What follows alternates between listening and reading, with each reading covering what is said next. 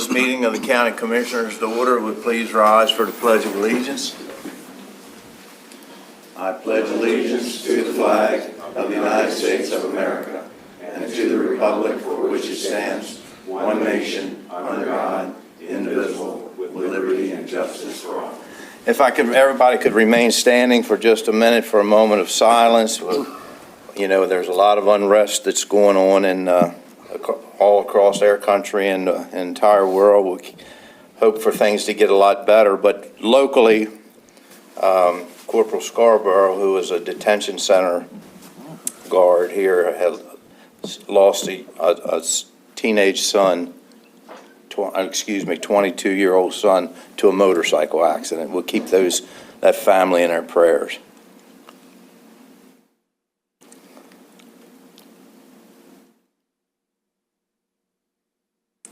Thank you very much.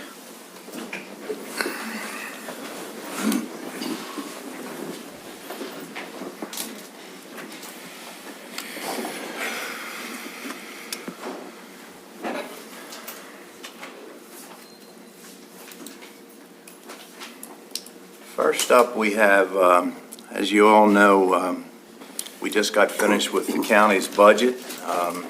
So we have some issues we have to deal with. First, the resolution of the 2025-05 establishing of the Kent County tax levy.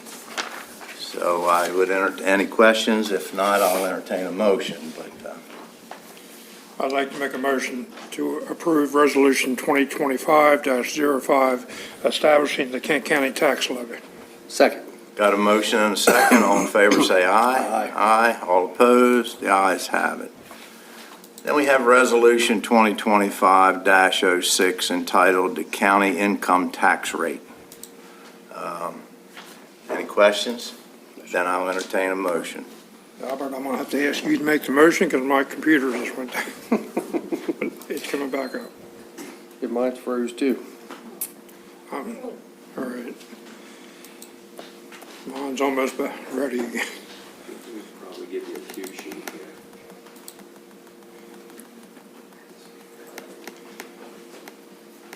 I make a motion to approve Resolution 2025-6 County Income Tax Rate. Is that the same one? I'll second that. Yes. Yes. Got a motion and a second. All in favor say aye. Aye. All opposed? The ayes have it.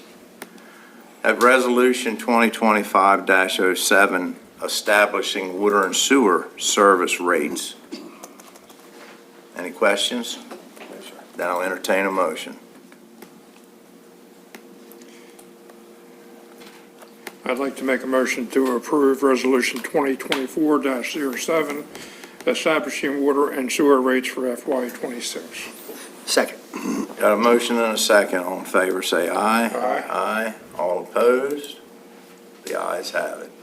Last but not least, we have Resolution 2025-08, which is an adoption of the FY 2026 budget on the general fund. Any questions? Just a comment, Mr. President. On Friday, it was brought to the county's attention that there was some additional information that was brought to our staff here at the Commissioner's office regarding the library. And it's my understanding that we've asked staff to investigate exactly what was brought to them. They are going to do that. They're going to report back to us on that. And in order to keep the county moving in the right direction, we probably need to go ahead and adopt the budget, but it doesn't mean that we can't amend the budget prior to June 30th. Which I would like to suggest that if we're going to do that, that maybe that be on the agenda for the 24th, I think it is. Pat and Jeannie have been actively involved in these conversations, and we will have information in the very near future for you. So I don't see June 24th being an obstacle. And of course, we've also received a lot of written comments that I'm sure all three of us have seen. So having said that, I'd like to Make a motion to approve Resolution 2025-08, adoption of the FY 2026 budget and general fund. Second. Got a motion and a second. All in favor, say aye. Aye. Aye. All opposed? The ayes have it.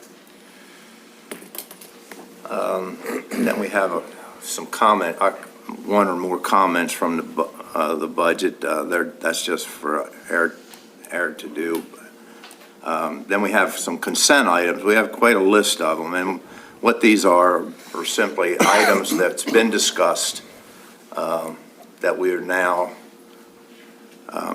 have to put in a form of a motion to make them legal. So, number one, we have our regular session minutes dated June the 3rd, 2025. We have the liquor minutes dated June 3rd, 2025. We have our public hearing minutes dated June 3rd, 2025. We have our closed session minutes dated June 3rd, 2025. We have an application from the Community Fire Company of Millington to do a raffle on June the 10th, 2025 through August the 3rd, 2025. We have Maryland Department of Assessments and Taxation real property tax rate notice.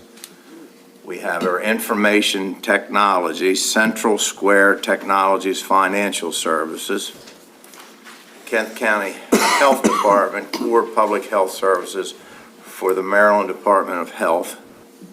Parks and Recreation has a reallocation of program open space funds.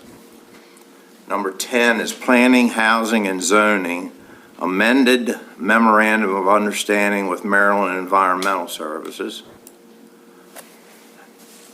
Planning, Housing, and Zoning, Morgneck Solar Decommissioning Bond. It's a rider to assign Public Service Commission as additional obligee. And then number 12 is Public Works Contract Amendment. Water and Wastewater Division, Water and Sewer Allocation Request and Public Works Agreement, Richard Bland and Damian Diaz. And then Kent County Sheriff's Office 2026 Sex Offender Compliance and Enforcement in Maryland Grant Program application. Gentlemen, is there any questions about any of those? No, sir. No. Then I'll entertain a motion. I'd like to make a motion that we approve all 14 of the consent items as presented. Second. Got a motion and a second. All in favor, say aye. Aye. All opposed? The ayes have it. Tom, you're up next. Thank you, Mr. President. We have two matters today for public hearing. Both involve the County Office of Planning, Housing, and Zoning, so we would take them back to back. Anybody who is going to testify, please sign the testimony log. However, if you forget or you don't do that, we will give you an opportunity to speak. Just make sure you address the chair, but we would prefer that everybody sign the log. And if you are going to speak, please come forward to the desk and identify yourself. And please stick to the issues at hand. And the chair does reserve the right to limit the time of testimony. Generally, we like the testimony to be within 3 minutes. And for the public hearings we have today, we will be accepting written comments until the close of business this Friday, June 13th.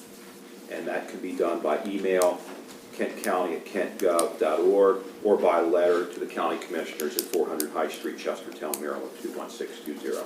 So what I will do is I'll go ahead and read the notices of both public hearings back to back, and then we will start with the hearing with respect to the new land use ordinance. So the two hearings are, one, to adopt the new land use ordinance, and the second one is with respect to the establishment of agricultural land preservation districts.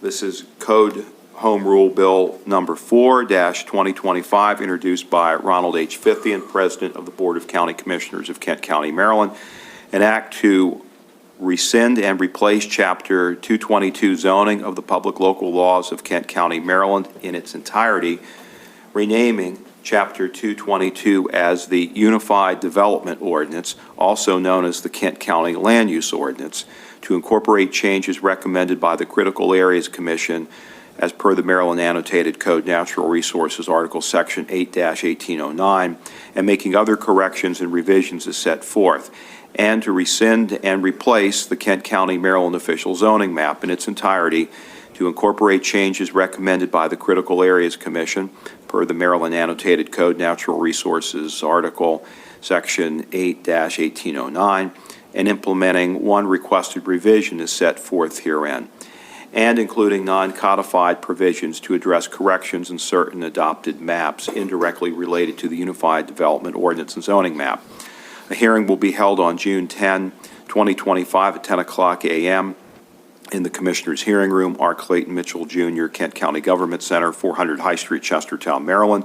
The agenda for the meeting will be published online 24 hours in advance of the meeting at kentcounty.com/government. Citizens are encouraged to participate in the public hearing process. If you require communications assistance, please contact the County Commissioner's Office at 410-778-4600 and press 4, or visit Maryland Relay at mdrelay.org no later than noon on Friday, June 6, 2025.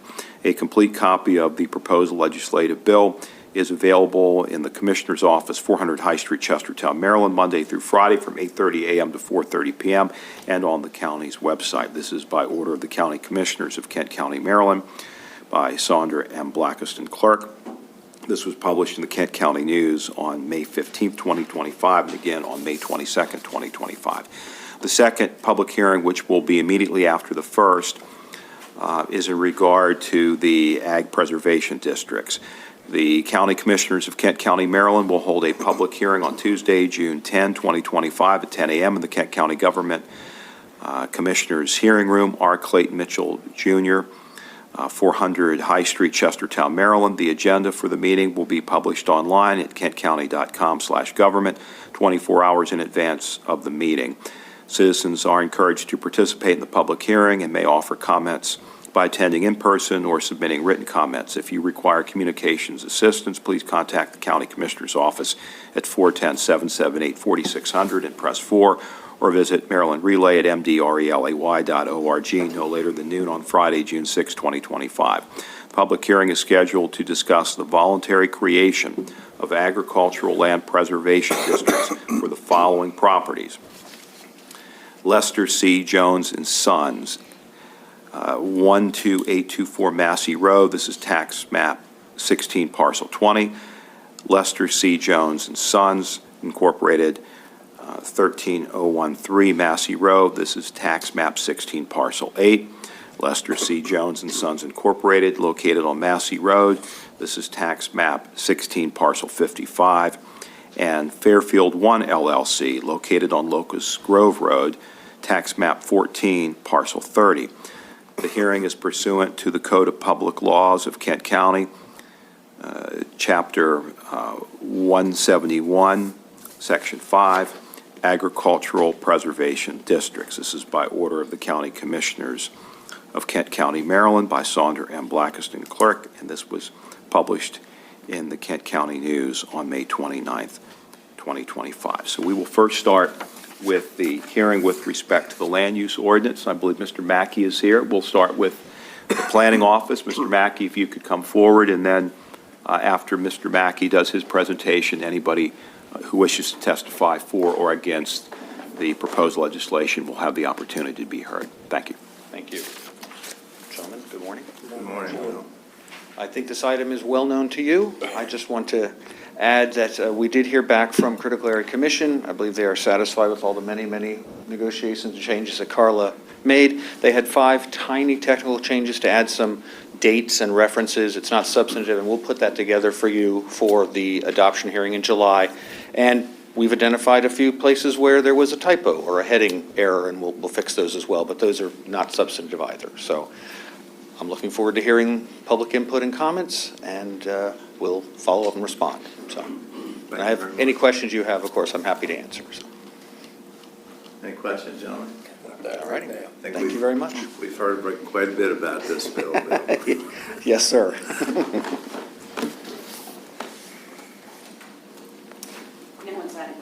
law for code number 4-2025. No one? No. Well, evidently, no one has signed to speak for or against this bill. But I will give everyone a second chance if there's anyone that would like to speak now, even though you didn't sign it. Feel free to raise your hand. I'll call on you. I see none. And I guess I'll entertain a motion to Close this close the public public hearing. Mr. President, I'd like to make a motion to close this public hearing on the land use amendments. Got a motion, do I have a second? Second, yes, sir. Got a motion and a second, all in favor say aye. Aye. Aye, all opposed, the ayes have it. We now, that's a big step for Kent County. Yes, it is several years in the making there with the new land use ordinance. So now we will move on to the hearing on the ag preservation districts, and I believe, Mrs. Gerber, do you have this one? Oh, Mr. Tracy, come forward. Same drill as the previous hearing. Good morning. Good morning. Good morning. I'm here to talk about 6 ag preservation districts that are proposed to be created. These farms are within the priority preservation area and meet all the criterion for the creation of a district. The Agricultural Preservation Advisory Board reviewed this application and sent a favorable recommendation to the Planning Commission. The Planning Commission reviewed the application as well as the recommendation from the Agricultural Preservation Advisory Board and also sent a favorable recommendation to this body. I'm happy to go into further detail or answer any questions that you may have about the farms. Any questions? No, sir. Thank you. Thank you. Tom, do we want to open it up to the public? Yes. Anyone in the audience that would like to speak for or against these additions to these additional preservation applications? There being none, I'll entertain a motion to close the public hearing. I'd like to make a motion to close the public hearing regarding the establishment of the Kent County Agriculture Preservation Districts. Second. Got a motion and a second. All in favor, say aye. Aye. Aye. All opposed? The ayes have it.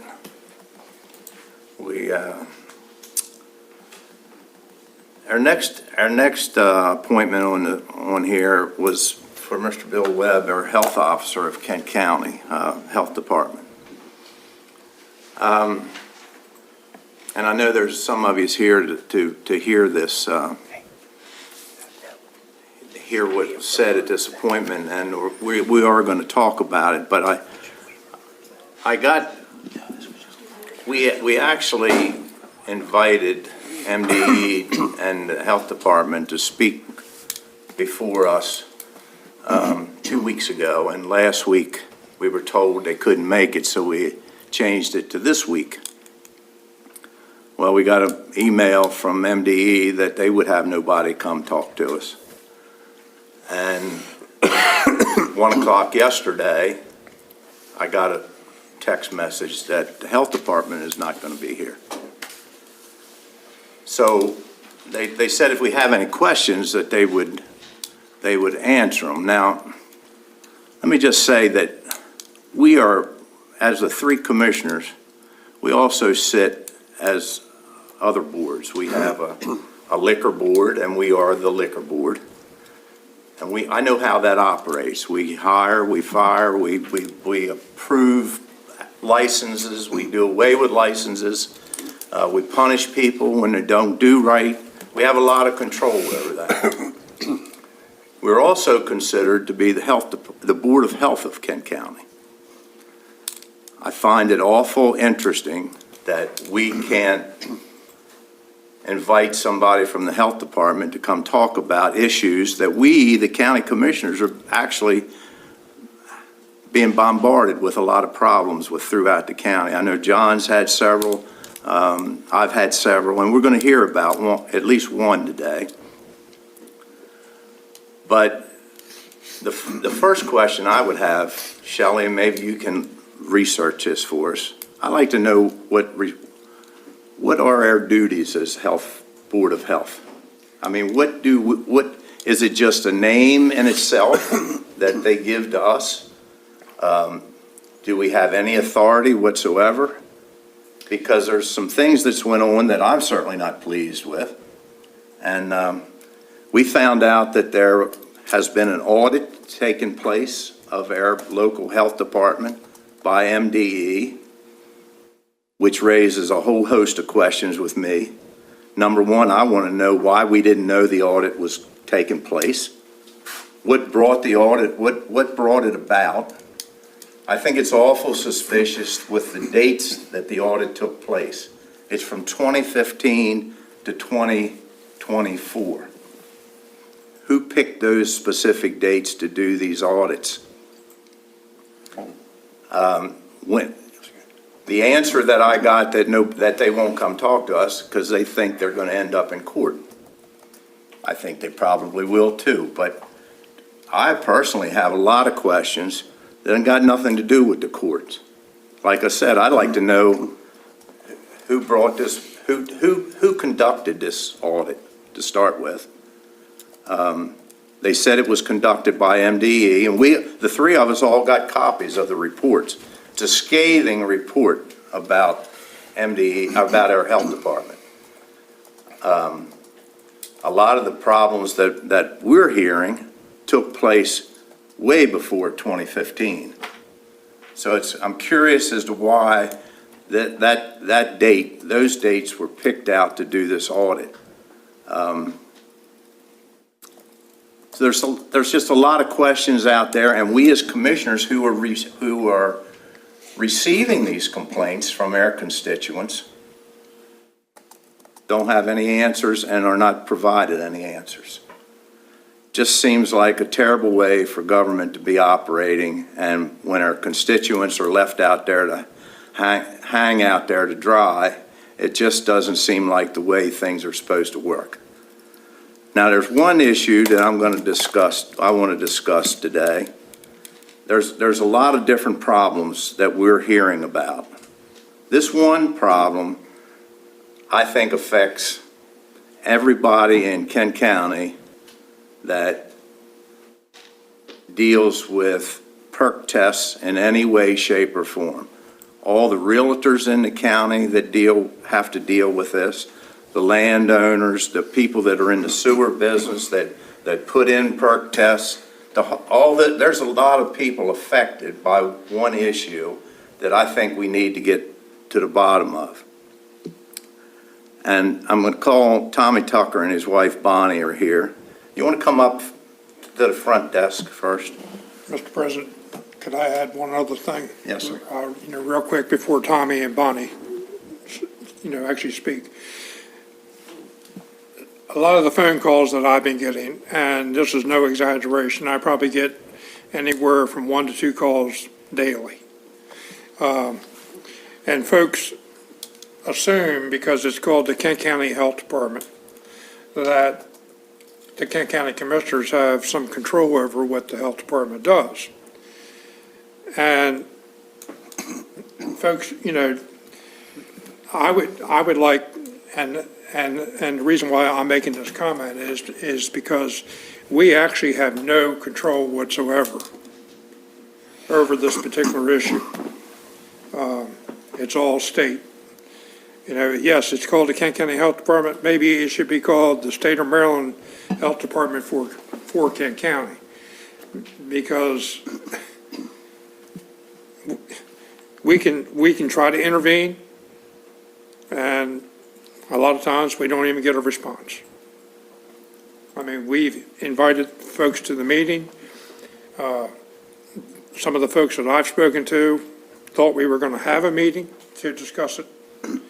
And as Commissioner Fithian said, 1 o'clock yesterday, I also learned that they were unable to make the meeting today. So I guess my point is that it's not the Kent County Commissioners providing oversight on this, it's the state of Maryland. Other than 2 ways, but what really complicates it is the fact that we are the Board of Health of Kent County. That's that's written, and that's the label that we're given. And the other thing that we have something to do with, we're getting ready to write a check for about $1.2 million for what we have to pay for the health department, of which as the Board of Health, we can't even get people from the health department to come talk with us about problems affecting our constituents. And we don't have time, obviously, and I don't, and as far as them saying that they think they're going to end up in court because of this audit that was done, that might be true, but we deserve some answers, whether it's done in open session, closed session. I think that we deserve the right to have somebody to talk to us about those issues, plus the fact that there's a lot of other issues that I think affect a whole host of people throughout the county. And that's why I've asked Tommy and Bonnie Tucker, that's one specific problem that I think that they've had to deal with, which is basically they purchased a piece of property that had an approved perk test, had a home on it and a vacant lot with approved perk test. When they got ready, so they bought it.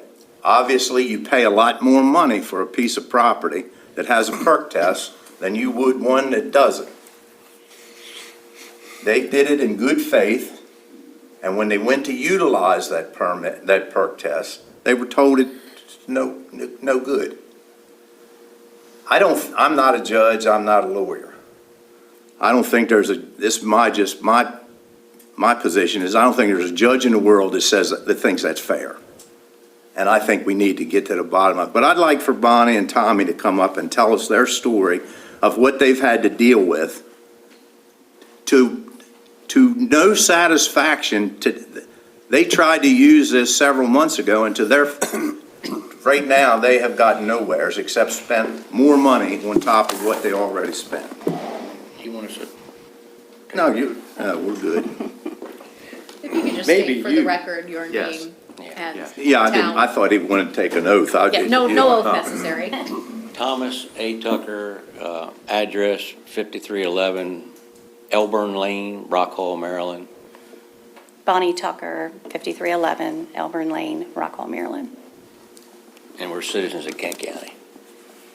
Tommy, I kind of laid out what I think was the groundwork. I mean, you purchased a piece of property and it had a vacant lot. Yes. And then when you went to use it, you were told, we're not gonna accept that. Now, I don't mean to cut you off, but That's all right. you have a copy of that. You have a plat that Yeah. shows that approved perk test. We, the county, has a plat showing that approved perk test. The health department doesn't. They lost theirs. And this report that was put out, there's all kind of information that's been lost, and you happen to be one. Now, your perk test was taken when? You know that date on it? 2010. 2010. Before the audit, Right. not within the dates of the audit, No. even prior to that. The purchase of the property was between the dates of the audit time frame and all.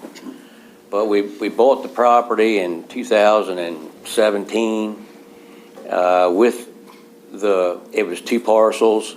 One parcel had a house and a living quarters. The second parcel was 9.5 acres with an approved perk. So we were told, even up to this past winter, I went into the health department and asked them, look, I'm getting ready to make an application, my wife and I, to put up a pole building, and we want to live in half of it. And that's going to be our residence. Over the next year or so, we're going to try to construct this. So I said, what, do we need anything? Are we good with our perk? The head of the health department looked at it, said, your perk is good. All you need to do is have your septic installer draw a design for your septic system in this septic reserve area. So our septic installer went to the health department and said, I want to draw this out. This is what I want to do, and and they looked the records up again, I guess maybe after they got the audit, I don't know, and said that perk is no longer good. So he came back and said it's not going to work. So they said you'll have to perk it again. So Did they give you a reason for that? That it wasn't any good? I think they said they lost the paperwork or whatever. They don't have the paperwork. That was no flow charts or what have you of what was done back at the time. So, Even though you have a copy of the plat and we have a copy of the plat. yes, yeah. So they said we need to perk it again. And we said, we've already got a perk. So we said, okay, well, look, go do another perk. But we want to get moving, and we called Commissioner Fithian and said, I think we're getting a runaround here, because this is crazy. So they said they would get the perk redug and tested within the next week, and then we would get the results.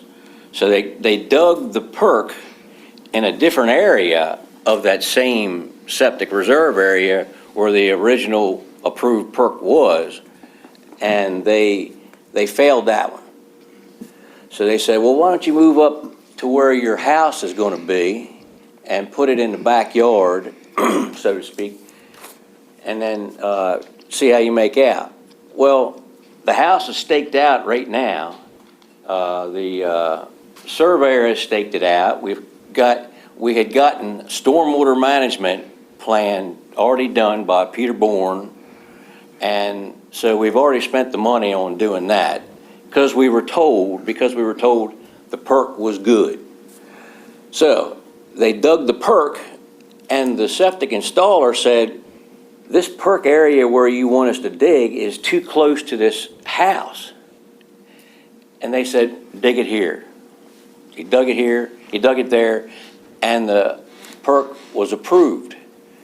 But in order for that perk to be used, now the building had to be moved again, which meant we had to get a new plat, a new survey, bunch of work done, new stormwater management plan that Peter Bourne has basically done again, and it's just kind of repetition of costs and a repetition of runaround, really. So they said, Now, this is costing you money for all this, oh, yeah, it's costing. on top of what you paid for the first approved perk test. Yes. So then they said, well, we can go back and dig about 45 feet back further so your house won't have to be moved. And they said, well, we can get it done within the week. So I called last week to see if and when that week they were going to do the new perk. And then, can't think of her name. She's in charge of the department. Anyway, she said, well, we've had to put you on the back of the list again, and it's going to be another 3 to 4 weeks, if then, that we can get back out and dig your perk again. I said, this is not right. This is not right. So anyway, that's where we're at. We were talking to Mr. Fithian. I said, why can't we just use the existing original perk? We had it. It was approved. It was signed off by the health department and all county departments. I'm going forward. And I told the girl in the health department, we're going forward. We have a perk. She said, well, no, you don't. I said, well, we'll find out. Even if we have to go to court, we're going to find out. So that's where we're at. And I don't want to spend any more money. But if we have to go to court, I guess we'll have to go to court. But I don't know. I don't know where to go from here. Tom, what do you think? Well, in all, I can give an opinion based on the information that's known to me and what's been presented, but citizens have a right to rely on government approvals. And what you're telling me is there was a perk that was approved, you bought this lot for value based on this lot perking. Yeah. You relied on that. And to me, an approval is an approval. It really doesn't matter if the health department lost the plat in their records. Doesn't change the fact that an approval was given. For example, the county commissioners here could take a vote, there could be minutes of that vote, and somehow the minutes could be lost, but that doesn't invalidate the vote. Coupled with this, the fact that another government agency, the Kent County Department of Planning, Housing, and Zoning, has among their official records a copy of the same plat. To me, that plat should be valid because there's nothing to challenge it or there's nothing to make it suspect. For example, if it's valid on its face, it should be valid. If there was something on the plat that you provided that didn't look right, I think the health department would certainly be within their rights to challenge that.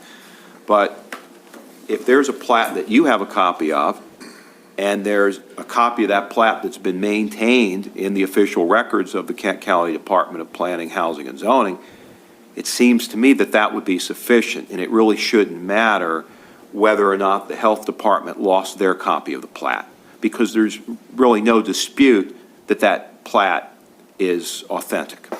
So that would be my opinion, based on the information that I have, is that that was a governmental approval that was given, that the property owner relied on that, and that plat exists, and there's no reason to be suspect of the authenticity of that plat.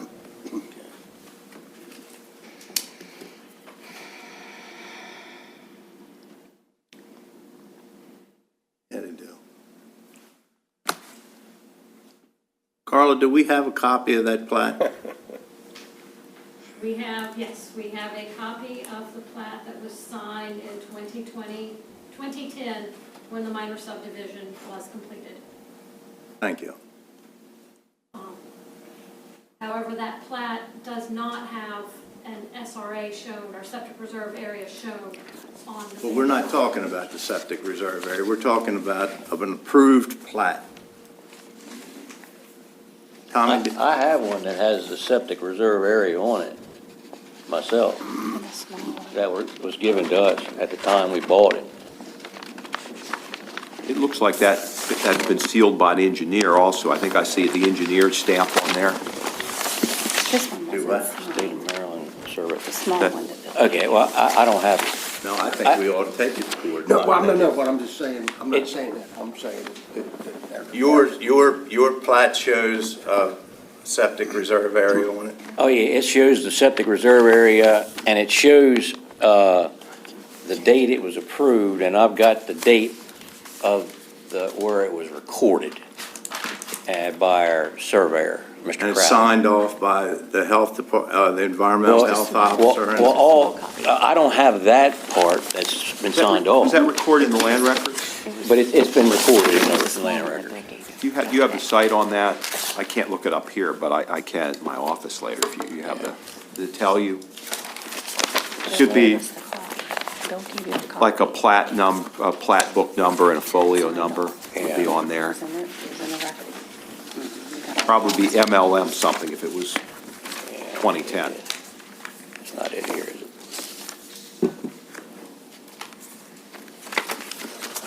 Here it is. You got it? That was signed off. Okay. And can I just give? Yeah, the- if I may. I'm just going to take a look at this. Or if you want this. There you go. Well, here it is. It's plat book MLM 4, page 370. Let me just take a look at it. Sure, yeah, you can keep that.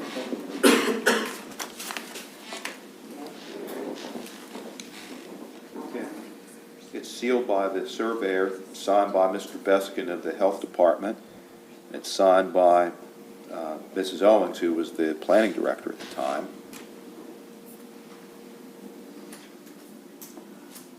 And there's the SRA right here. So in your And there's the opinion, is it a complete? It looks complete to me. I mean, it's a land record that was filed with the county. And I can tell you, if you look at the recording information here, this copy came right out of the county land records. So this is exactly what was filed in the land records of the county, and it's been signed by Mr. Beskett and Mr. Owens, or excuse me, Mr. Beskett and Mrs. Owens. And it's certified by Mr. Crowding. So, in my opinion, that a property owner can rely on this. It's a public record that's recorded in land records, that a purchaser of the property can rely on this, because if somebody's interested in purchasing this property and they do a title search, they're going to find this plat in the land records. And I can show this to Mrs. Gerber. I'm just going to write down the recording reference. Bill, you got something to add? Yeah, I just want to sort of clarify a little. So our department has a file, we have records available, those are available for public inspection for anyone who wants to see it. This would appear to be a matter of pending litigation, and we really don't have anything that we can, speak to specifically as a health department. I'm not asking the plan, I mean, to me, it's pretty clear. I don't know that there's anything for us to, I don't think that we can confirm or not confirm. I'm not asking you to. Right. Right, yeah. I mean, you just maintain, all of what you can do is simply say, this is the document that's been maintained in our records. Right. Right. You can't That's all. testify as to the substance of it, you can testify to the authenticity of it, that this is the document that you have in your records. You're the custodian. Mrs. Gerber brought this to my attention. It appears that there are 2 lots on the plat, and that the SRA is in one of the lots, but not in the other lot. That is what appears to be shown on the plan. Now, I'll give this back to Mr. and Mrs. Tucker. I guess the point, It's tough for me to see, because it's very small, Right. that's the shrunken version. I guess the reason that I think that this issue, of all these other issues, is important, I don't know what the number of realtors we have in this county and the number of people that deal with sewers and designing sewers and building sewer. But when you purchase something and it's signed off on by the government, I can only imagine that you ought to be able to feel like it's worth something, that it's like the deed to your property. How can somebody then turn around and deny that? I even asked a week or so ago if there was such a thing as us taking it before a judge to get a test, make a test case. Because listen, there's people that buy property all the time that have a perk test approval with it. I mean, they're spending a lot of money. That piece of property could be worth $2,000 or $3,000 without a perk. It could, depending on its location, could be worth $250,000 depending on where it's at. If it's a waterfront or, I mean, these are major issues that somebody needs to get to the bottom of, and I'm not sure that it ought to fall on the shoulders of Tommy and Bonnie Tucker. I'd almost like to see us make a case out of that and pay for it, because it's affecting a lot of people in our county, and we can't get a clear answer to it. I mean, Tommy is being told by our county attorney that that thing's good. So what's he do, move on and then let the health department fine him? Or I don't know how that would work out. What do you think, Tom? Well, I think if he goes ahead and has the work done, the health department could, and I can't speak for the health department, again, I don't rep their state I agency. understand that. The health department could issue a stop work order and then cite code violations and issue fines and seek conjunctive relief to stop the construction or the, whatever's being built from happening. And in that case, the health department would be initiating the legal action. But My thing is, I think you run a risk of being fined or having penalties assessed on you if you go forward without their approval, in my opinion. my thing is, if this was a unique situation and it only affected Tommy and Bonnie Tucker, that'd be one thing. But this is a legal document that has been signed by all the people that need to sign it. And people all over Kent County purchase things like this all the time. And you're going to tell me that It don't mean nothing? Can I interject something? Sure. You want to state your name for the record, and you want to come forward so you can be picked up on the microphone. My name is Billy Norris. I live on Chestertown Road, and I have been involved with the health department and real estate for 42 years in Kent County, Maryland.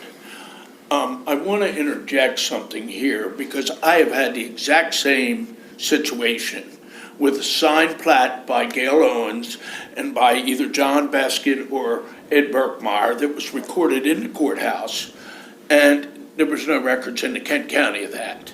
So I went ahead and called up, when I got the same runaround Mr. Tucker got for a client of mine.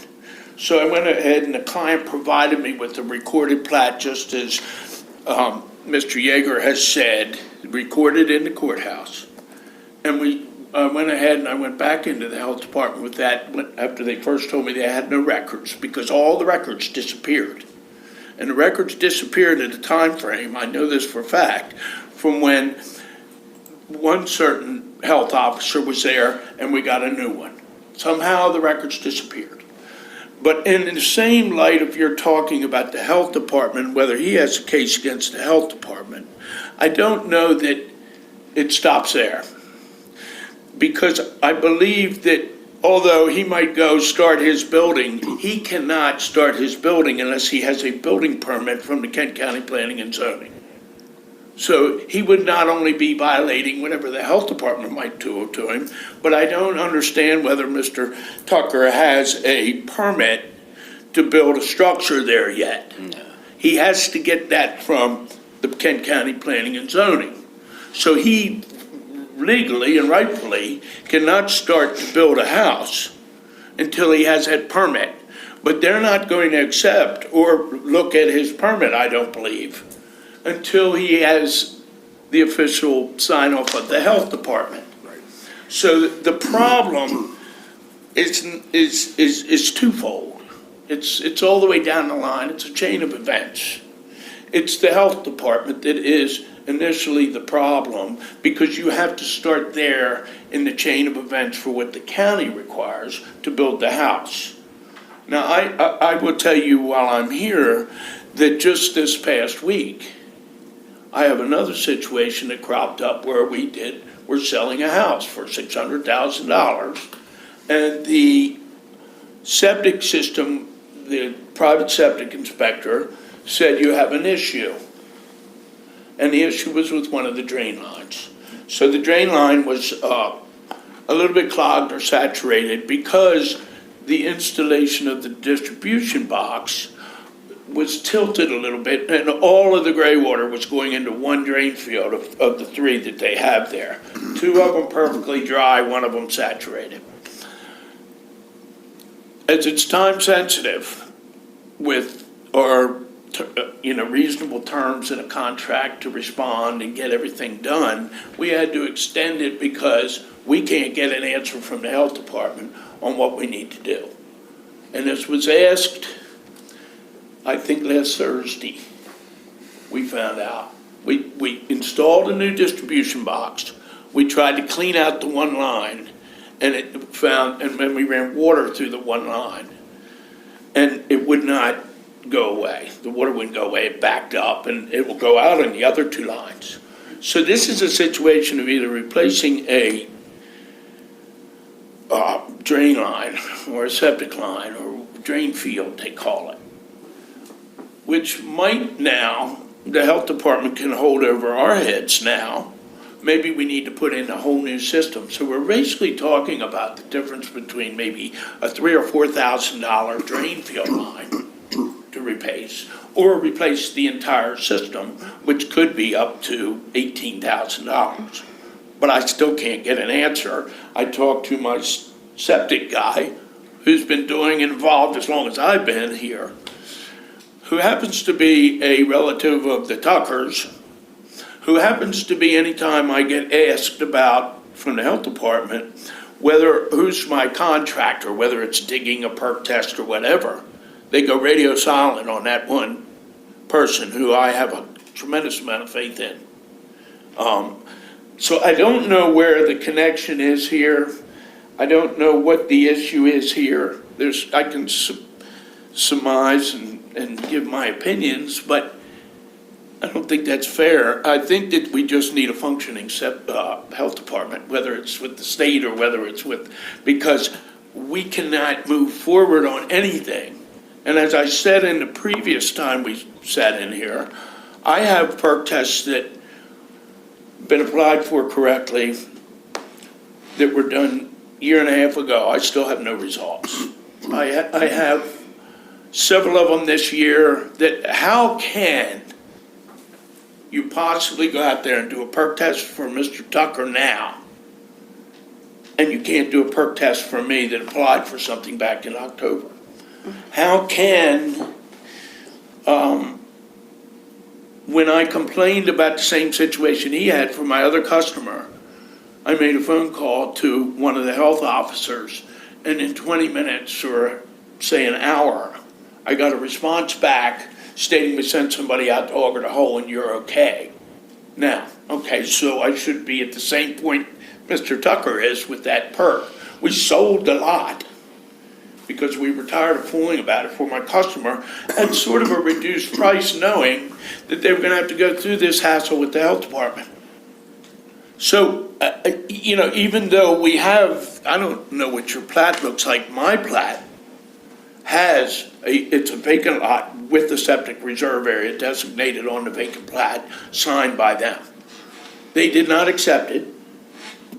They sent somebody out there to auger a hole, not in the wet season, and to come back and whether or not all of a sudden it was acceptable by the previous health department who now works for the state. So I think that's what you ought to be looking into. It's this is not right. Every time I go in the health department, which has been frequently, believe me, I am told that I can't get an answer, we need to talk to the state. What's the point in even you giving $1.2 million to the county health department for? Maybe for health issues, but not environmental health.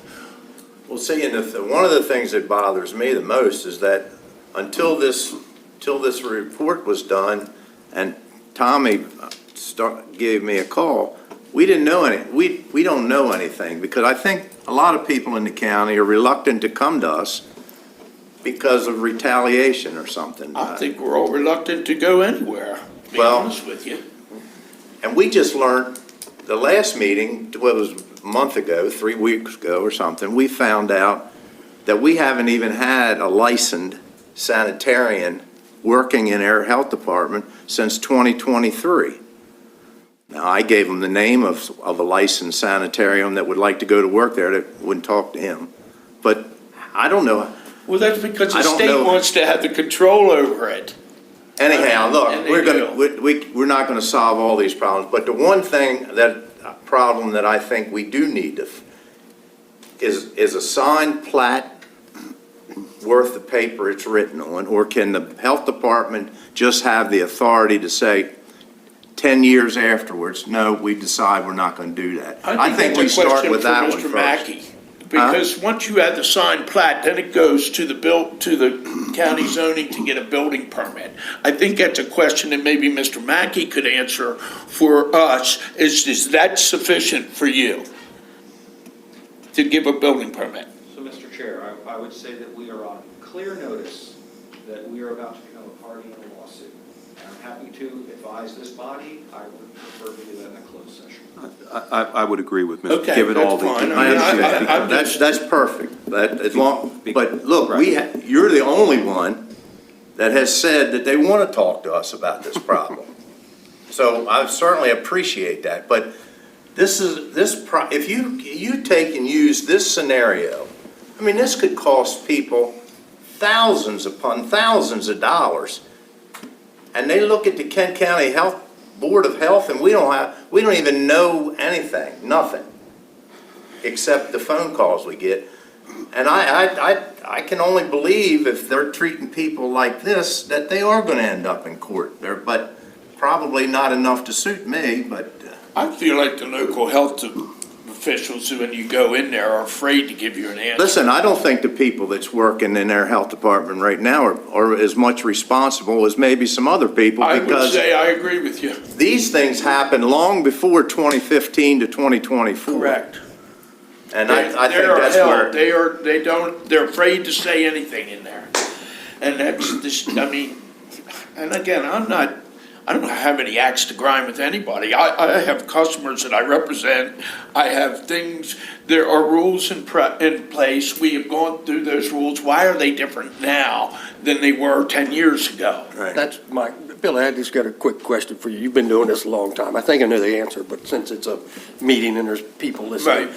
Have there been changes in the process and/or so if a perk 10 years ago, that perk, the evaluation is still the same today, is that correct? To my knowledge. Okay, me too. I just wanted to, Yep. in To case my somebody's knowledge, it's listening. all the same people are doing the perk tests as we're doing them back then. Right, but you understand what I'm There's a saying. list, Right. yeah. I Well, mean, let me- there hasn't been anything changed to my look, knowledge. I can tell you that what some of us, we can start talking about problems that our public is having, and we could be here all day. Yeah. Tom, I'll ask you from your opinion.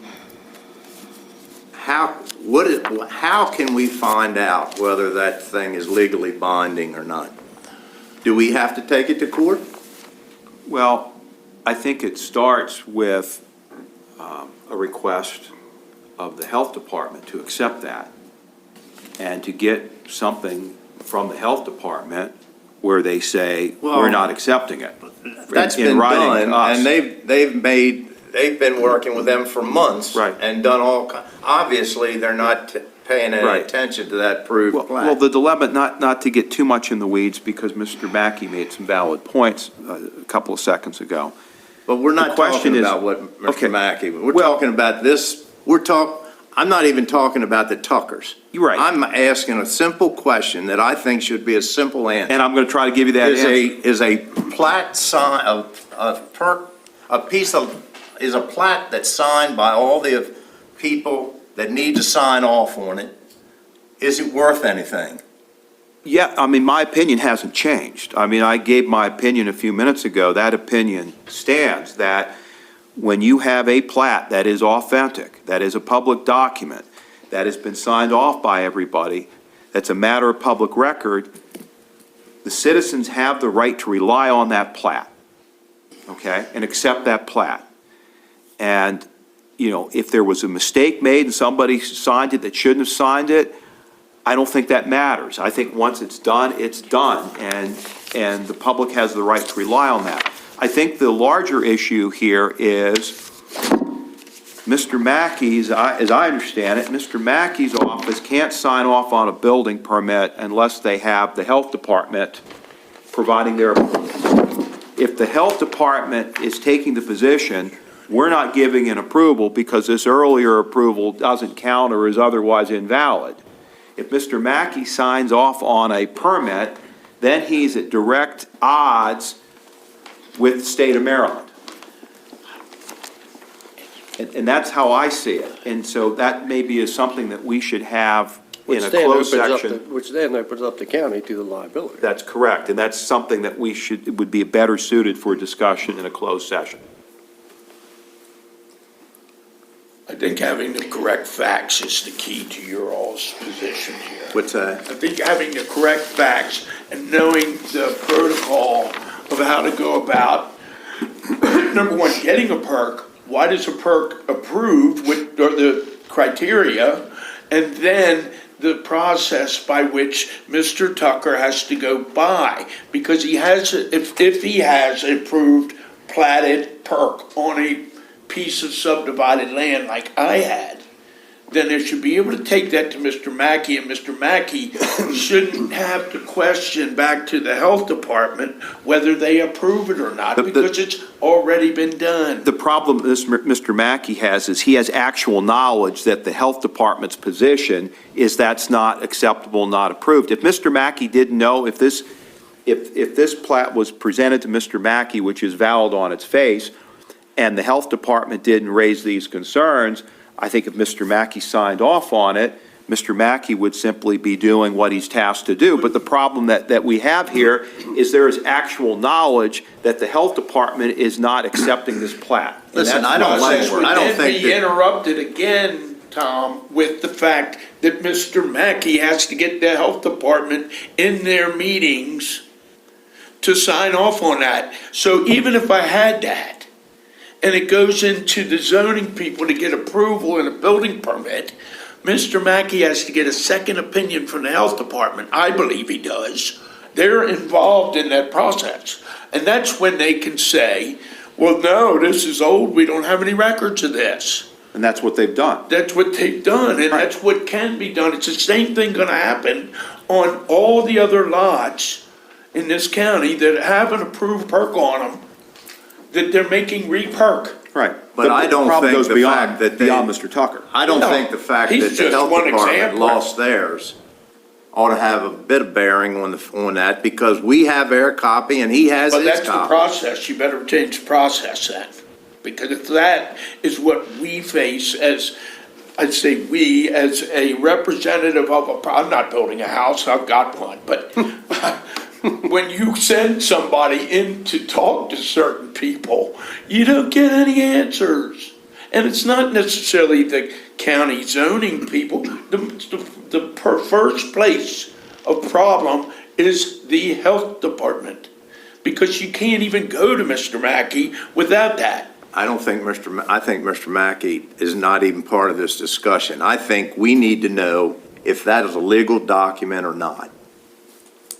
And I've said this once before when we were talking about this, and I'd like to bring it up again. There's a representative from the Attorney General's office that represents MDE. And the question is what Tommy and Bonnie have legally sufficient?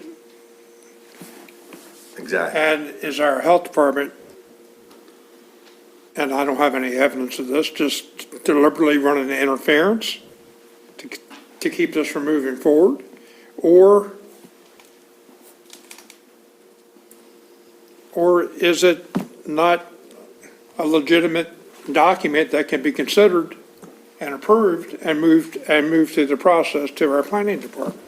I understand the permit can't be issued without the health department signing off. But you're giving advice saying that you think it's a good document. And I'd like to hear somebody from MDE say that it's not a good document, or it is. And I don't know how you reach out to them. And another thing, when somebody saw that, what would make them think in their wildest dreams that that the perk wasn't no good? They hadn't tested anything before they saw that. They saw that and there's an approved perk test. Why would the health department then double guess that and say, oh no, we think it needs to be perked again?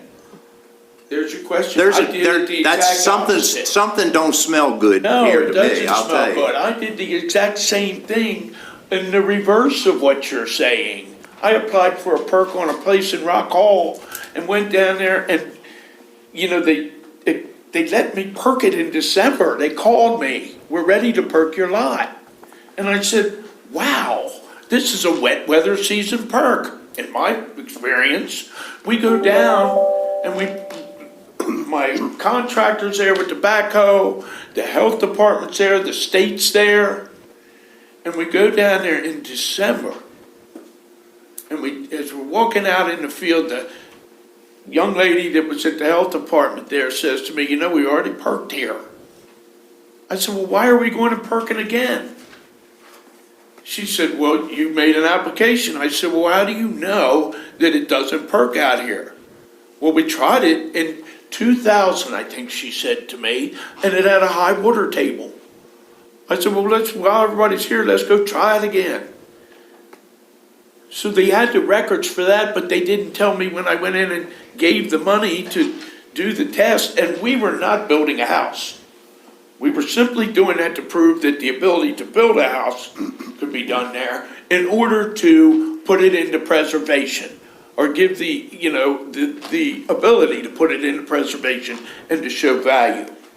So we walked out there and we did the test.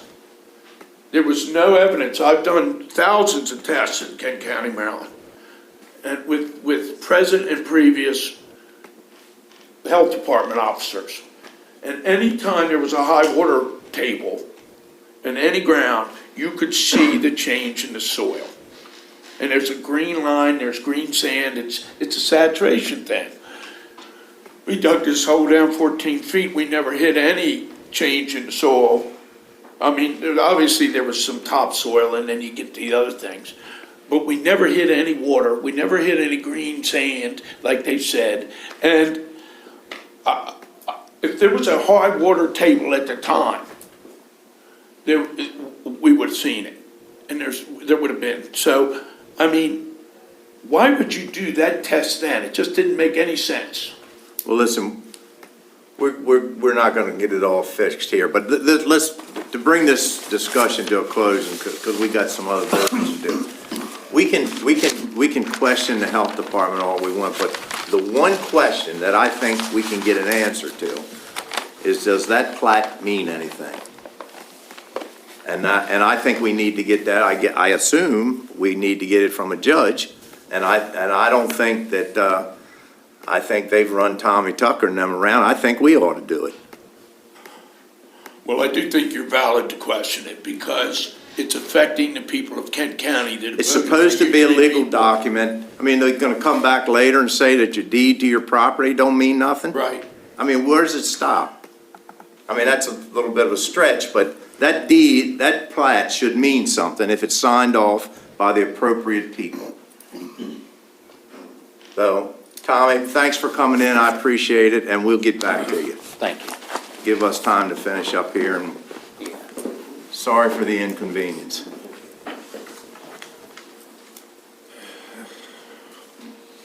And gentlemen, you got anything else? Yeah, I don't think we've resolved anything. No. You know, without sending a formal request to whoever's going to answer the question, that's what we need to do. And who would that be, Tom? MDE and Maryland the Health Department of Department have Environment, both local health offered department. any written questions, and they will address them. But to me, that is progress, because what we should do, and I've heard the offer before, so I don't want anybody to think that they haven't said that. I'm aware of that we should draft a letter asking the particular questions that we have. One is Tommy Tucker's situation, and I have another one. And I think you can actually, not to interrupt, John, but I think you can actually not even use Tom. Does a legal Yeah, I plat, mean, however you want is to there word it. something that, does it mean anything? And if it does, then that answers a big question. And my other question, which this to me makes no common sense at all, is I know a person who has property in the Still Pond area that wants to sell it. There's two houses on it. One of them is really falling down, it really should be torn down. The other one's potentially could be lived in. They have existing septic systems there. And there's a lot that they want to sell as well.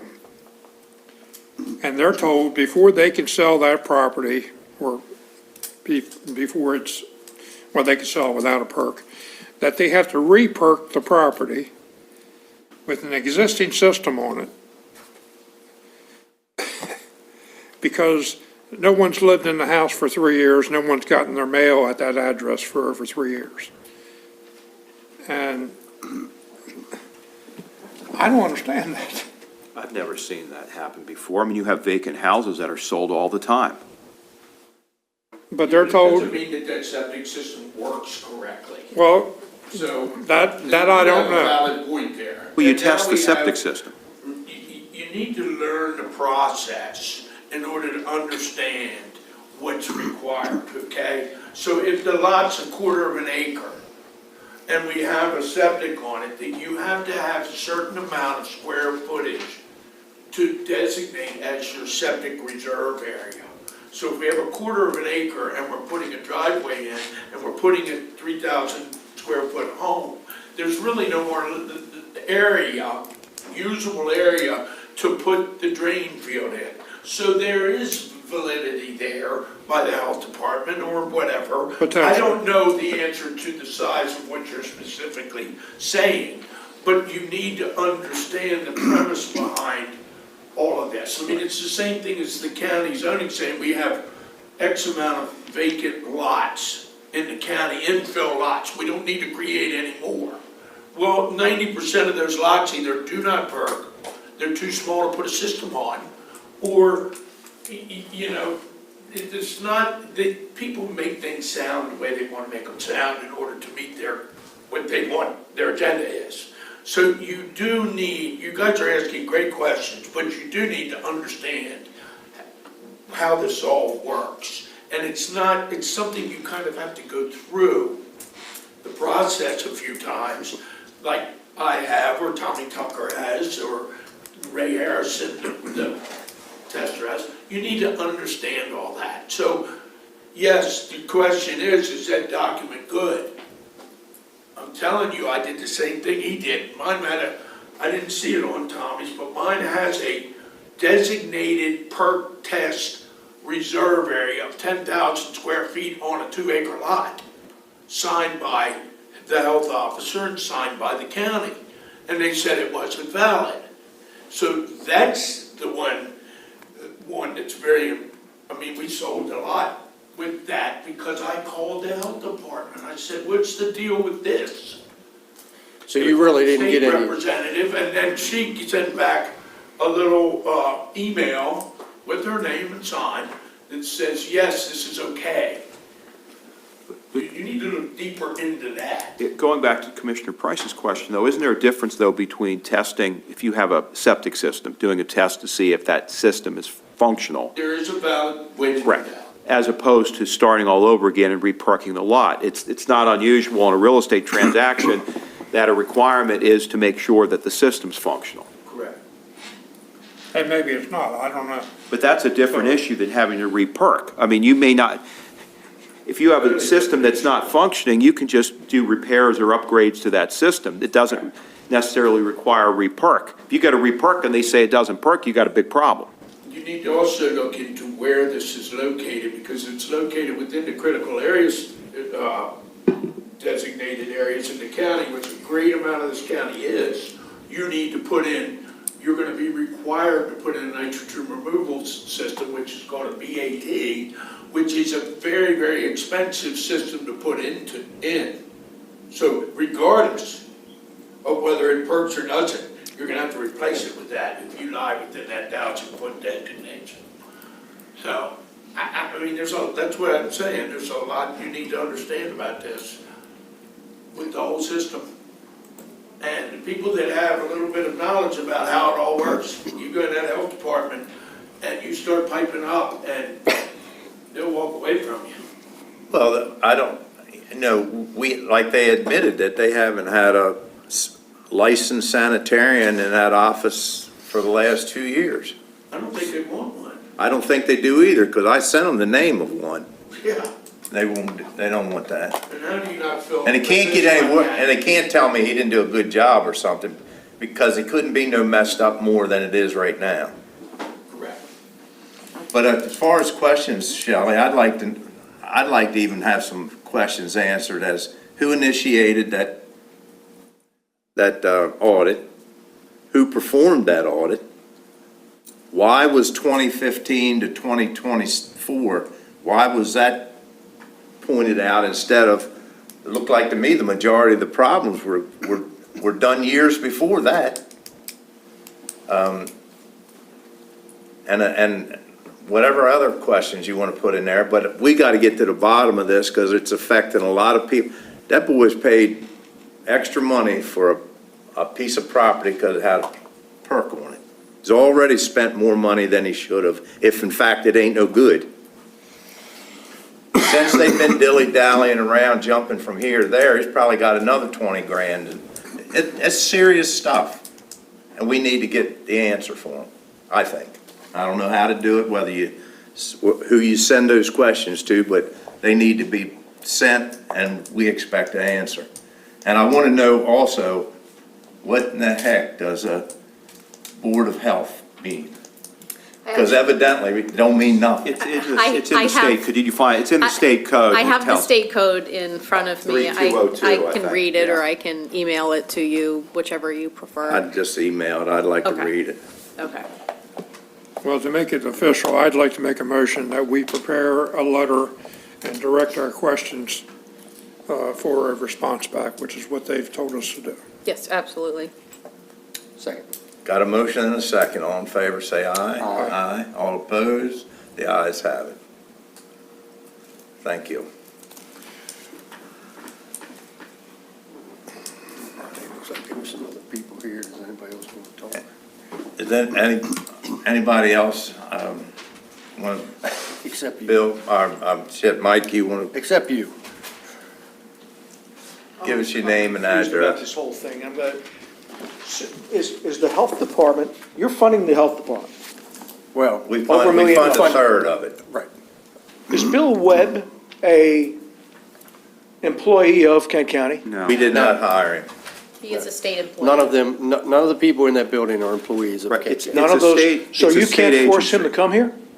No, No, it's a state agency. Really? the state agency. Right, it's called the Kent County Health Department, but it's a state agency. There are state mandates that require us to provide funding for the health department, but it's a state agency, and the employees of the health department are state employees. We sent a request to them from the Board of Commissioners. And when I got a notice that they weren't coming, I had Shelley send it back to them and said, the Board of Health would like to invite you. They still denied it. So Board of Health don't mean much around here. Board of What Health happens if does you not mean withhold funds? What it sounds What like it happens if means. you withhold funds? We can't. You can't? It's No. mandated. We have mandated funding formula that we have Right. to Oh, follow. this is so screwed up. The state of Maryland would probably withhold funding to the county if the county withheld funding to the health They department. would withhold our income tax Yeah. distribution. You guys are just getting, so it's been going on for years. No, I At understand. least, I mean, and it's incredibly frustrating to even, I don't even want to walk in that office anymore, because they look at you and they get And I back can to tell you they what- never get back to you. I can tell you what's frustrating. I know it's frustrating to you all to deal with it on a daily basis. It's also frustrating to me that our job is to look out for our constituents, and I see a clear indication that they're not being treated properly. And there ain't a darn thing we can do about it except send this letter, of which I'll be surprised if we get any real answers. So how do you fix it? I mean, how do you even switch the I'm not sure that we can, but I still think there ain't a judge in Maryland that would say that what Tommy Tucker had in front of us doesn't mean anything. Can you put their check on your desk and ask them to come pick it up? We don't pay them. We don't pay them. There's a little connection going on up there. I got news for you.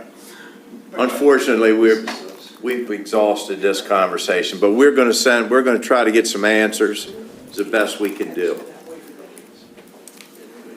Moving on. Thank you. Thank you all.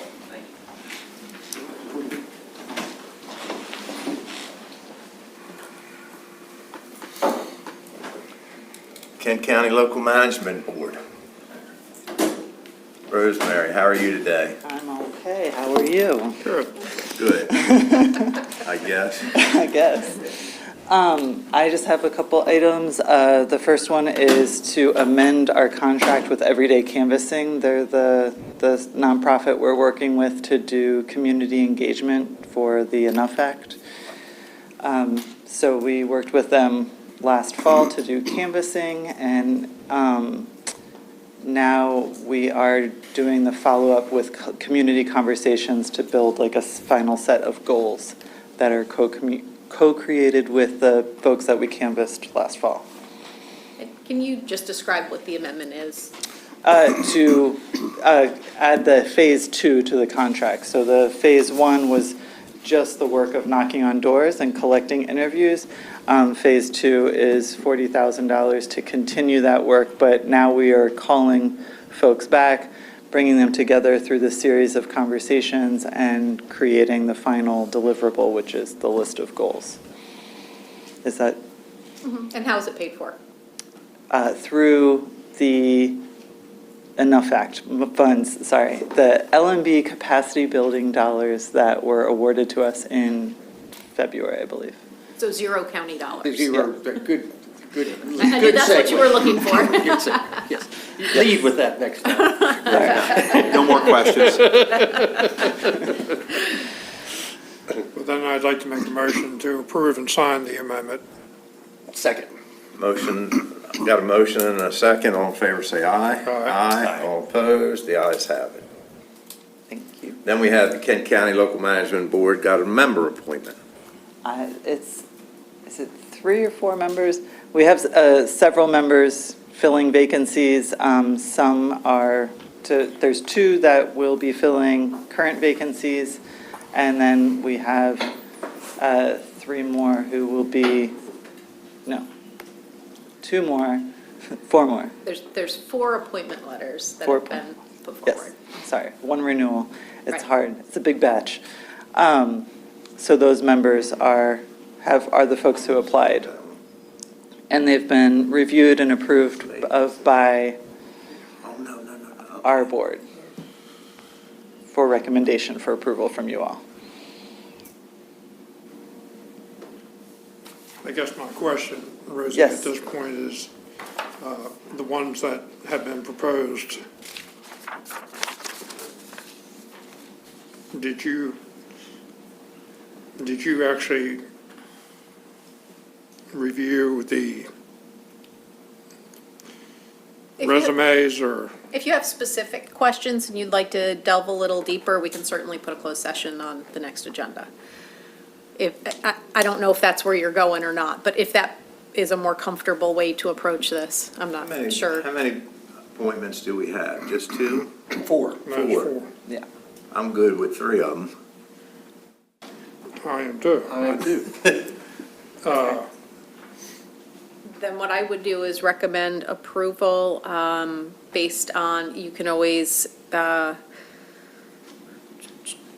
actually 5 appointment letters included in the packet. You can assign numbers, or we can move the whole item into. Because you don't want to disclose. No. Right. This You know, would, these would be personal 2, information. 3, and 4 that we have. Yes.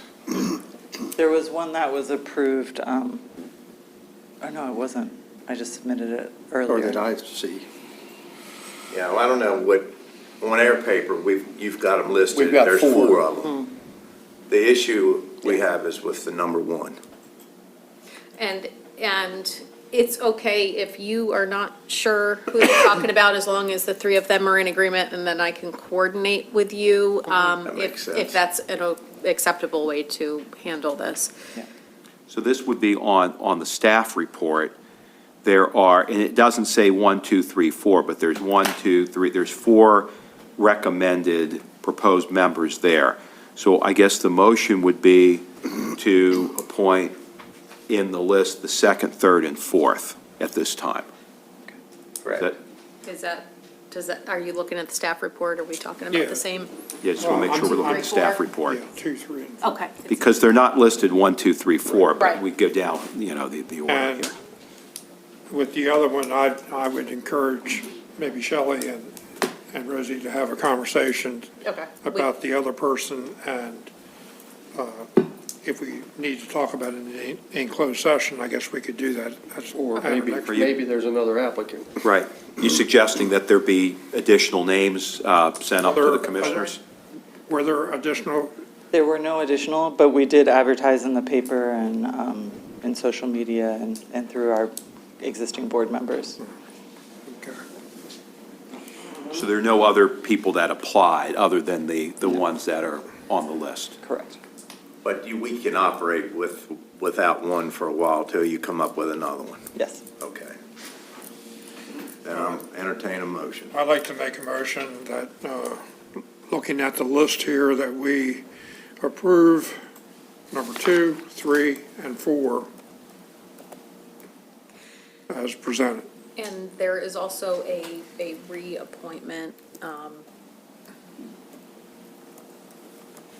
included. You know what, let's For move their forward second with term. that. Let's move forward with what you have right there. Let's start there. Right, that's on another page. There's been a motion to approve 2, 3, and 4. Second. And got a second. Got a motion and a second. All in favor, say aye. Aye. Aye. All opposed? The ayes have it. Okay. Thank you. And then we have another Well- reappointment. Do you understand what I'm saying? Yes. Okay. There is a reappointment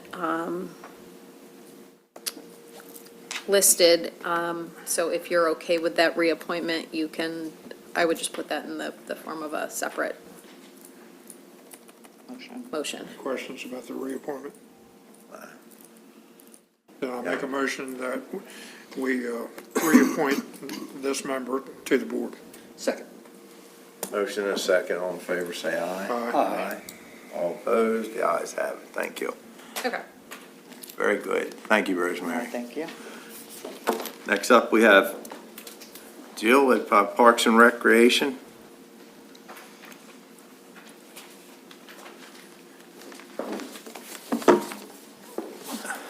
Good morning. Good morning. You want me to start with the summer, or do you want to, whatever you want to do? Up to you. Okay, I'll start. Okay. Good morning. We're here to, for it's be FY 27 Project Open Space Grant application. The application will go in FY 26, but we will take it out of our FY 27 budget. So I'll start with the easy one first. So the first grant that we would like to get approval to apply for is for assistance with our LPPRP in our annual reports that we do every year. This year, they are going to a 5-year plan for $125,000. And I'll leave this right here. It's no cost to the county. Too many acronyms. Oh, for me. sorry. LPPRP is Land Park Preservation, the big fat report that we do every year. It's a for you guys. specific grant. Yeah, just for that, yes. Yes. The second grant, we were approved for a program Open Space for $87,920. This was voted on by our Parks and Recreation Advisory Board. They voted to create a dog park at Wharton Park and to do improvements to one of the dugouts, to do the overcast of the dugouts with the remaining money of $87,920. However, this will be a 10% match to the county, which again, we will put in our FY 27 budget, and the county will have to contribute $9,769. So we're asking today for approval for us to, Joanne and I, to go ahead and submit for POS funding. Questions? Anything to add? No, I don't think I have anything more to add to Entertain a that. motion. I'd like to make a motion to proceed with the grant applications for POS funding for Wharton Park, the improvements, and for planning funds for the next LPPRP cycle. Second. Got a motion and a second. All in favor, say aye. Aye. All opposed? The ayes have it. Thank you very All right, much. thank you. Excellent, thank you. Very good. Planning, Housing, and Zoning, departmental update. Bill? Yes, sir.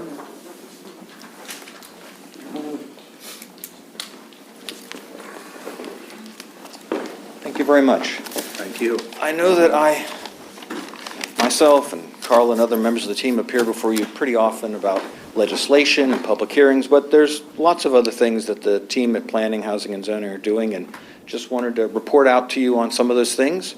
I have with me Tyler Arnold, who is our GIS specialist and coordinator, and I'm going to touch on a few things that have been occurring, but I wanted to start out with Tyler, talk a little bit about some of the exciting GIS projects. Those are county-wide services that the department provides, and recently it even included helping one of the towns, so. Good, nice to meet you. Nice to meet you. Thanks for having me. So I just wanted to touch on a few updates, and then I'll give a little bit of background so that it means something to you guys. There's a few public safety things that we've done recently, and the big one is our 98% match rate between our current GIS data and the legacy databases, is what they call it, the old data that the telephone companies were managing. So the 98% is the suggested match rate for the 911 data layers, and this 98% is the minimum threshold, I guess, that's needed to deploy Next-Gen 911. Next-Gen 911 allows to take more information instead of just calls at the call center. People get text, send video, pictures, and all that sort of stuff. So that's just more capability for call routing and stuff like that. The project that helped with one of the towns was the intern project that we did with the college. I think about early May, we wrapped it up. We were mapping the fire hydrants. So we located and mapped about 120 fire hydrants in Rock Hall and Eadsville. And this data was provided to the town of Rock Hall. We were actually using their town tablet to take the data on theirs so that they would have it to start with. And that's sort of acting like a starter or a kickoff for them to start managing that data on their own. We ended up teaching one of the, I think it was a public works employee, somebody in the town. We showed them how we did it and how they can do it going forward.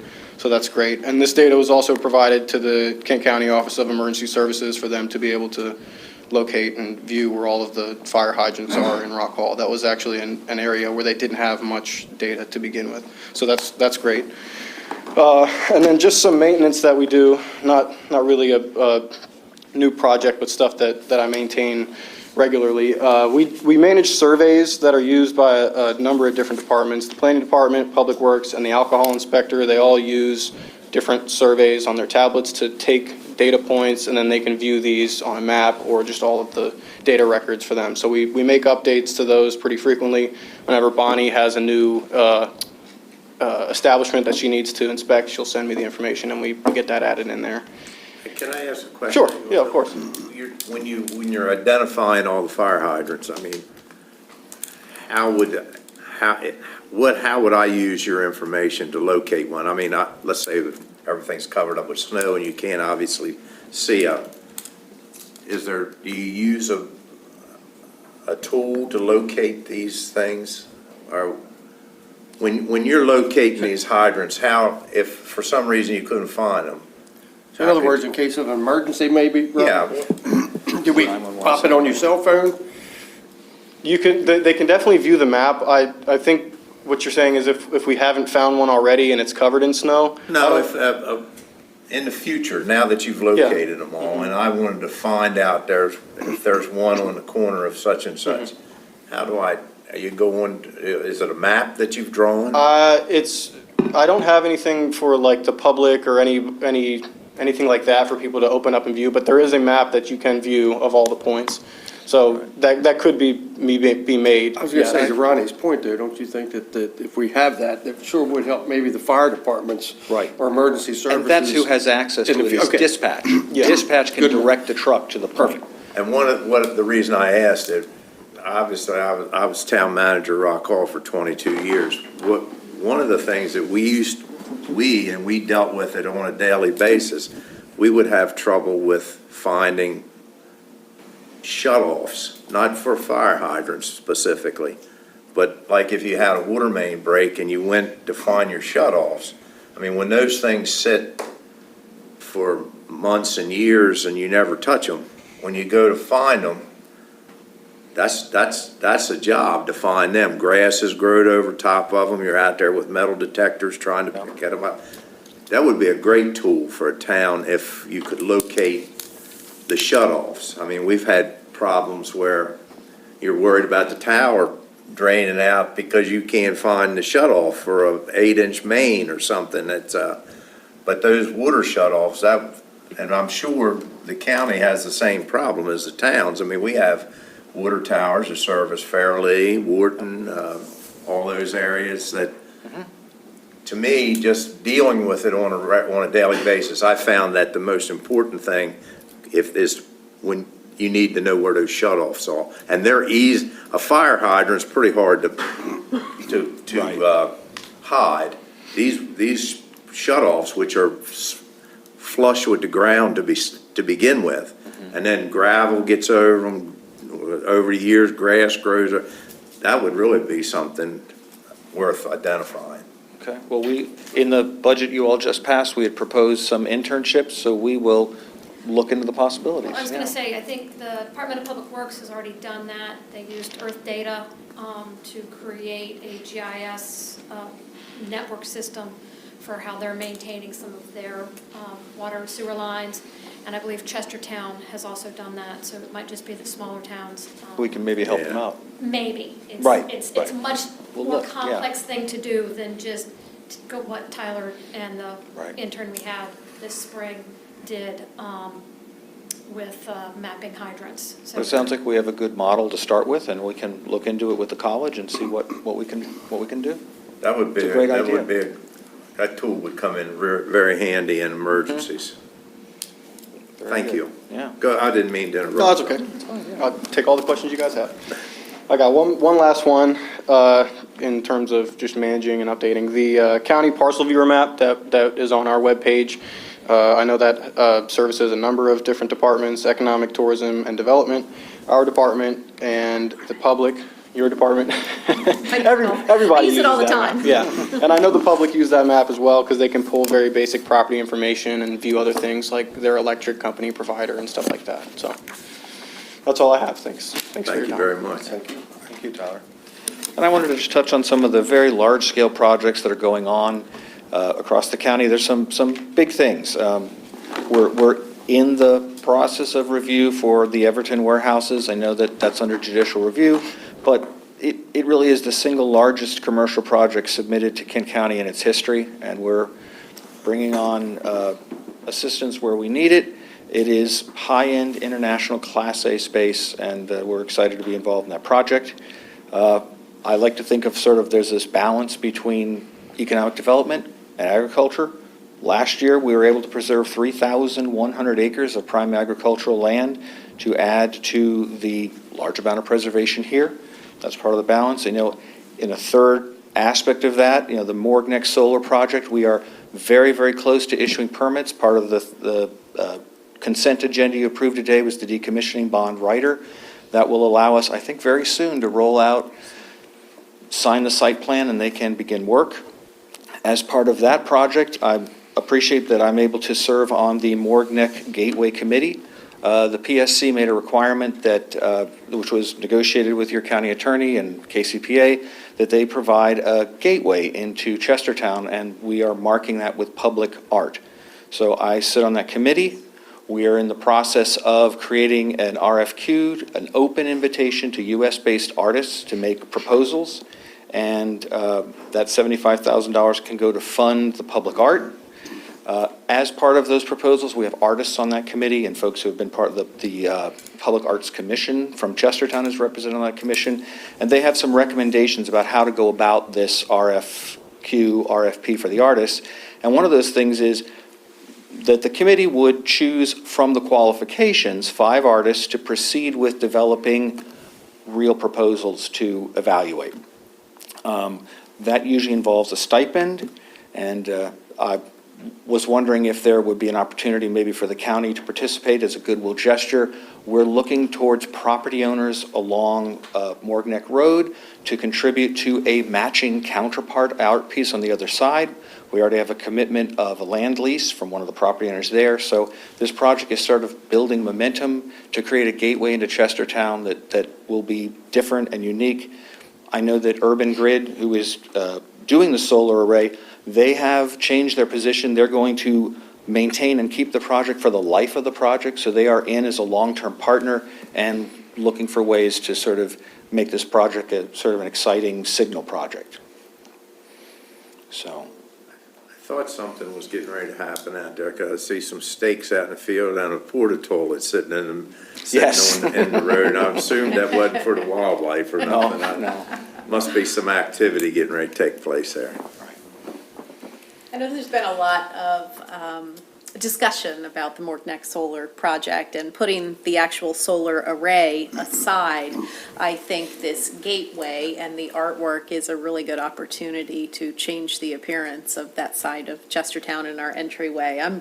For one, I'm very enthusiastic about the project. I think it's wonderful that we're getting so much buy-in from the community members, the neighbors.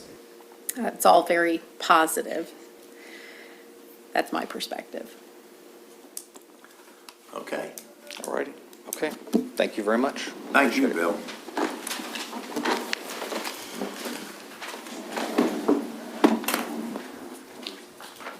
HR, Jim and Jen?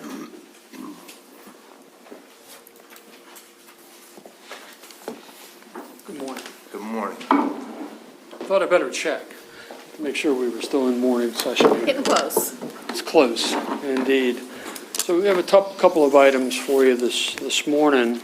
The first one Jen's here for because she did a lot of work on this particular subject. This has to do with the rebate that we receive by way of the local government insurance trust for our health insurance programs.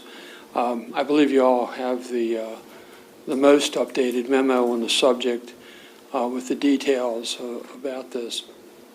But we have a little bit of background. It was, I guess, kind of a new idea this year to entertain the idea of a rebate to the employees and the retirees who've contributed to the health insurance plans in FY24.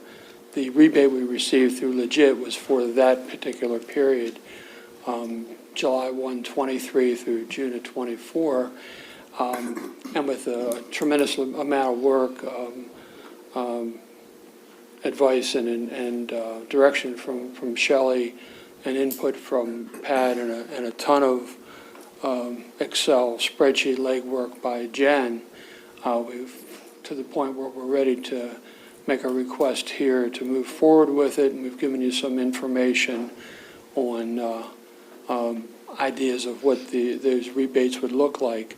The figures that you have on the memo are representative of what an employee would receive who had been in the plan for all of FY24 at the same coverage level for that whole year.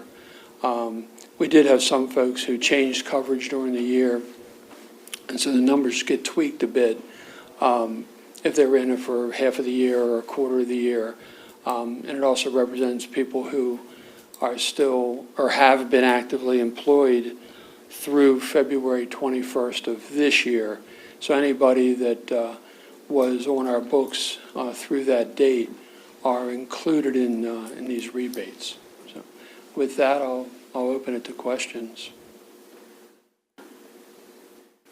Any questions? So, when I read through those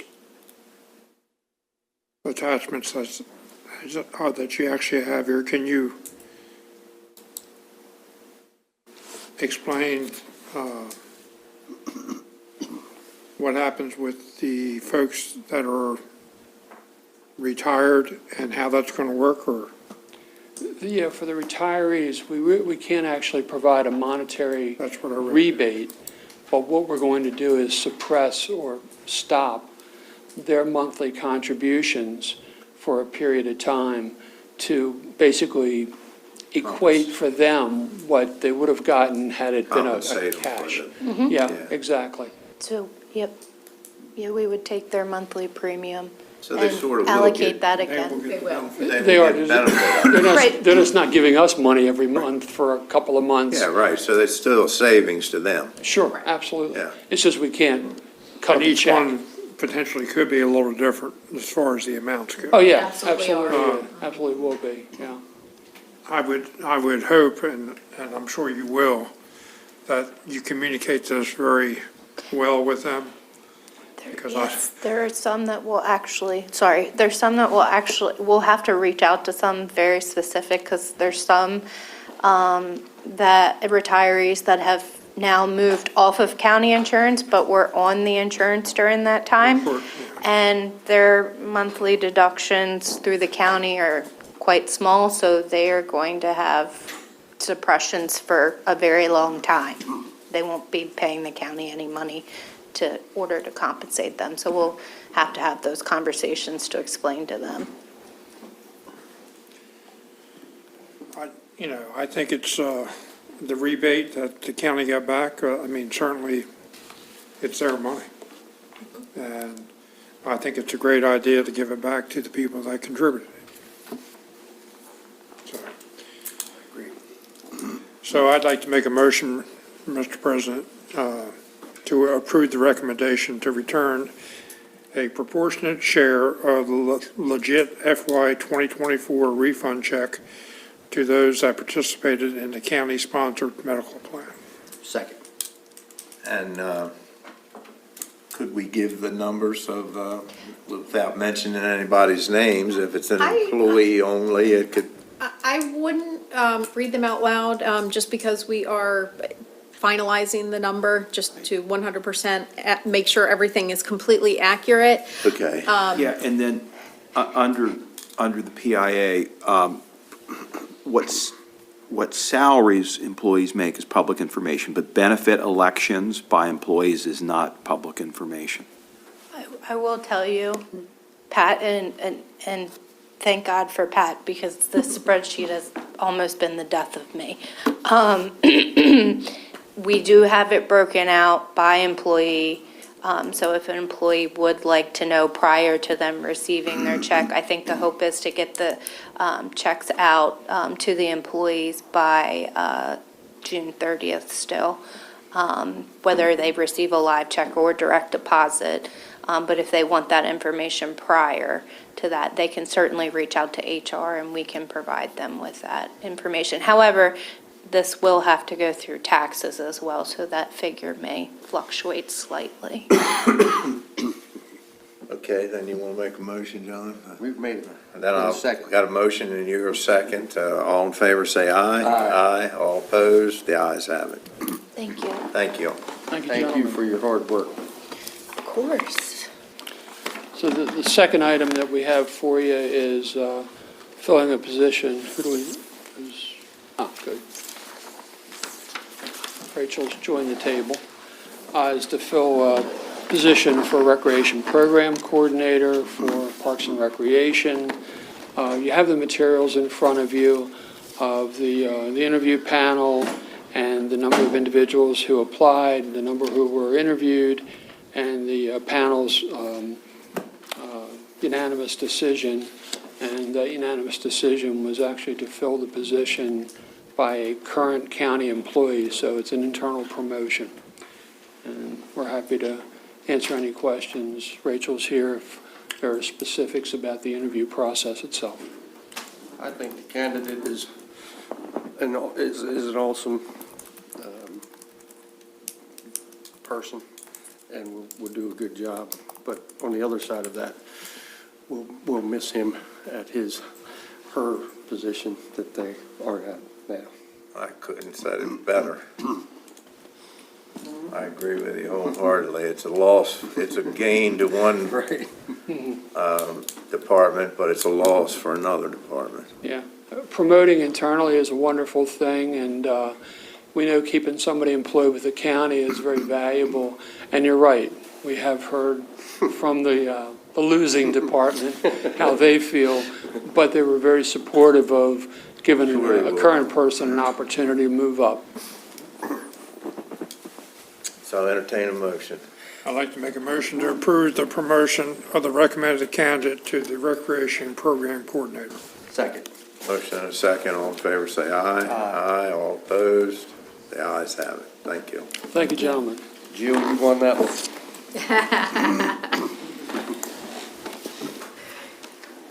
Shelley? Thank you. With your permission, I was hoping we could do the Upper Shore Regional Council one first, only because Ms. O'Neill has so patiently waited in the audience for all this time, and we could get her out of here a few minutes earlier if we do that one first. Been very patient. So Upper Shore Regional Council has been exploring the opportunity for a new insurance provider. And they are looking at local government insurance trust, just like what we use, otherwise known as Legit. Because Upper Shore Regional Council is not a local government per se, they need a sponsorship of a local government. And because Upper Shore Regional Council offices are in Kent County is the obvious choice for sponsorship here, much like we sponsor the library. This is not a liability risk to the county, and we are attesting to the fact that they will be paying their premiums, but other than that, that's the only liability, so virtually no liability. So staff recommendation is to sign the sponsorship paperwork so that Upper Shore Regional Council may become a participant in Legit. Any questions, gentlemen? No, sir. I'll entertain a motion. I'd like to make a motion to sponsor the Upper Shore Regional Council in order that the Upper Shore Regional Council may become a legit participant. Second. Got a motion and a second. All in favor, say aye. Aye. Aye. All opposed, the ayes have it. Thank you very much. That was short. All that time you sat in here for that. She learned Bad all kinds time, of important. Susan. I learned a lot about Literally clear as mud. literally, right? Okay, thank you. Next up on the agenda is something we visited a few weeks ago, and that is the Maryland Association of Counties Legislative Initiatives request. Every year, they ask all of the counties if there is some sort of legislative initiative that they feel that MACo should be talking to folks about in the upcoming General Assembly session. Every year, MACo picks 4 initiatives, so invariably there are between 25 and I'd say 40, maybe 50 initiatives that are requested from the various affiliate groups and counties, but it has to be dwindled down to 4 as a priority to actually march forth and go on their priority sheet that they talk to folks about in Annapolis. So the question is, does Kent County want to put forward a legislative initiative? Well, to me, obviously, the blueprint is probably the biggest one for me. Certainly a big ticket item. Yeah, I think blueprint, and any help that they can give us for the middle school funding. But I know that that's not going to be one that they want to jump into. So of all the initiatives, they can certainly jump into that Oh, one, yeah, but of yeah, all the yes, statewide yes, initiatives, yes. that, That's what I meant. probably the other 3 counties wouldn't agree that that would should say. be one of the 4. Hey, maybe not. Maybe not. I mean, I think We it all should be. get along great. You've got my support. Or It might be better to address the wealth formula. That's the part that's Well, right, there you troubling. go, Right. there you go. Right there, yeah, It might maybe. be the wealth formula Yeah, we can certainly, re-examined. yeah, let's put that on there. I mean, I'd love to see But we can that. say, looking at the blueprint funding formulas to include the wealth formula Absolutely. calculation, Great. wrap it up in Yes. somehow. Yeah, that Or- could solve all of our problems. are other counties having issues like we're having with MDE? I have heard some, but not, they're slightly different from county to county, and it's not all counties. So you're specifically talking about the environmental health services. Mhm. I understand Hartford County's had some issues. Dorchester's had a lot of issues with them. I don't think we're by ourselves, but like you pointed out, it's probably different scenarios, but I've never seen it like this before in my time. But anyhow, any other legislative initiative we can think about?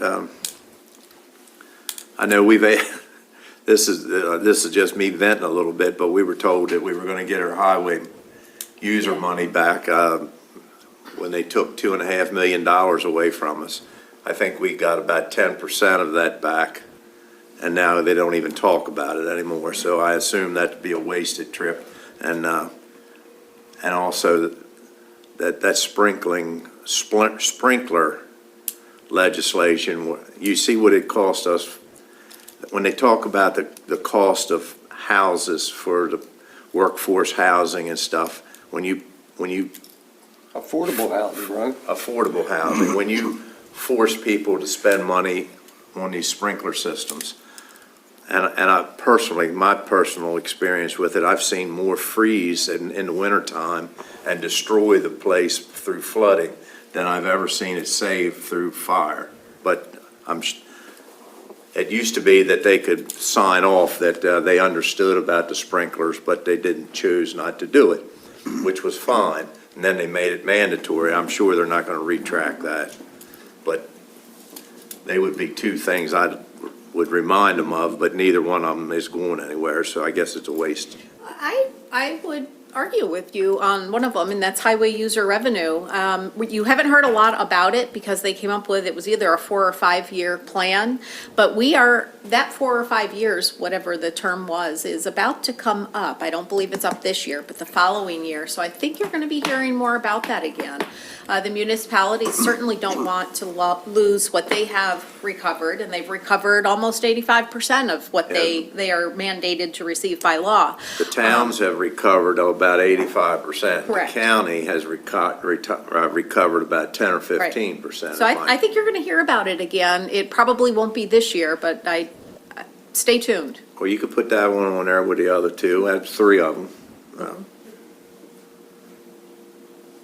Okay. Okay. Okay, we will submit that.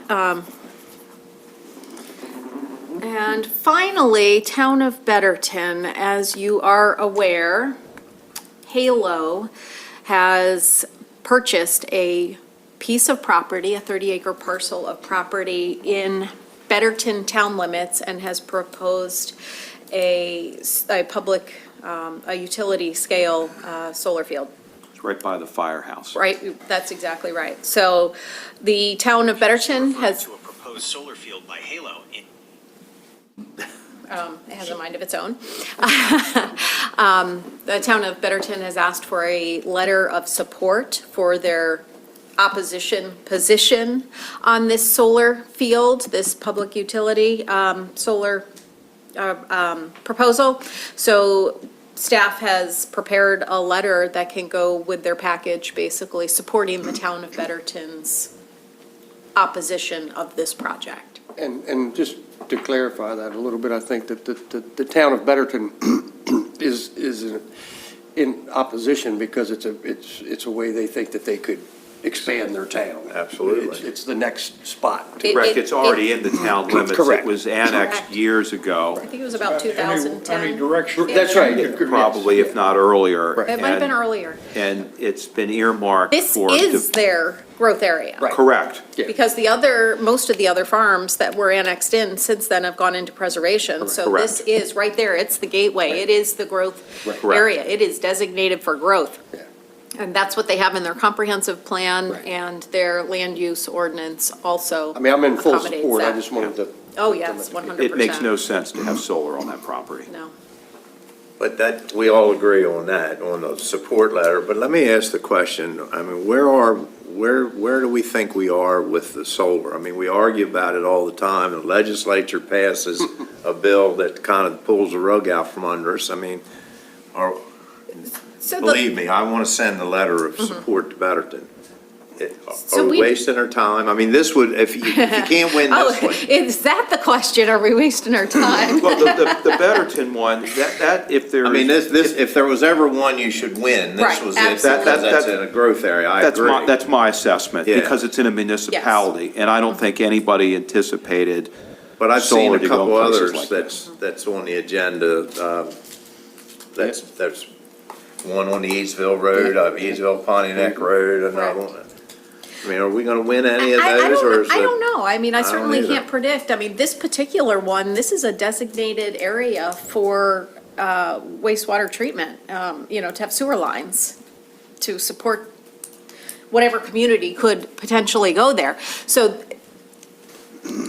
Stating Don't the know. obvious, don't know. stating the obvious, if this one is approved over opposition, there's probably little chance that the Any- other ones would be Right. not approved. That's for sure. Just because the state of Maryland has housing policies, and this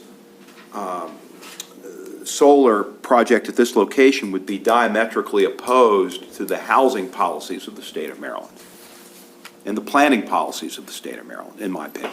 Having said that, we don't have any indication, we have nothing to base a belief that any of us, a county or a municipality, is gonna win one of these applications. That's not the way it's been going. Yeah, the The best, precedent is the best we get not positive. is when you oppose, not to get into things that probably are better suited for a closed session, but I think one thing you do get is when you oppose these, that sometimes leads the public service law judge to put conditions on the project, and it also gets a conversation with the developer to offer some concessions or something. But I don't think you get there unless you start off with a position that you're opposing it, because if you're not opposing it, there's no incentive for the developer to cooperate or to offer anything. But this is probably a conversation better suited for closed session because it deals with strategies and litigation. Well, the issue currently is, and I think we all three agree, so I'd like to make a motion to approve the letter as drafted. Second. Got a motion and a second. All in favor, say aye. Aye. Aye. All opposed? The ayes have it.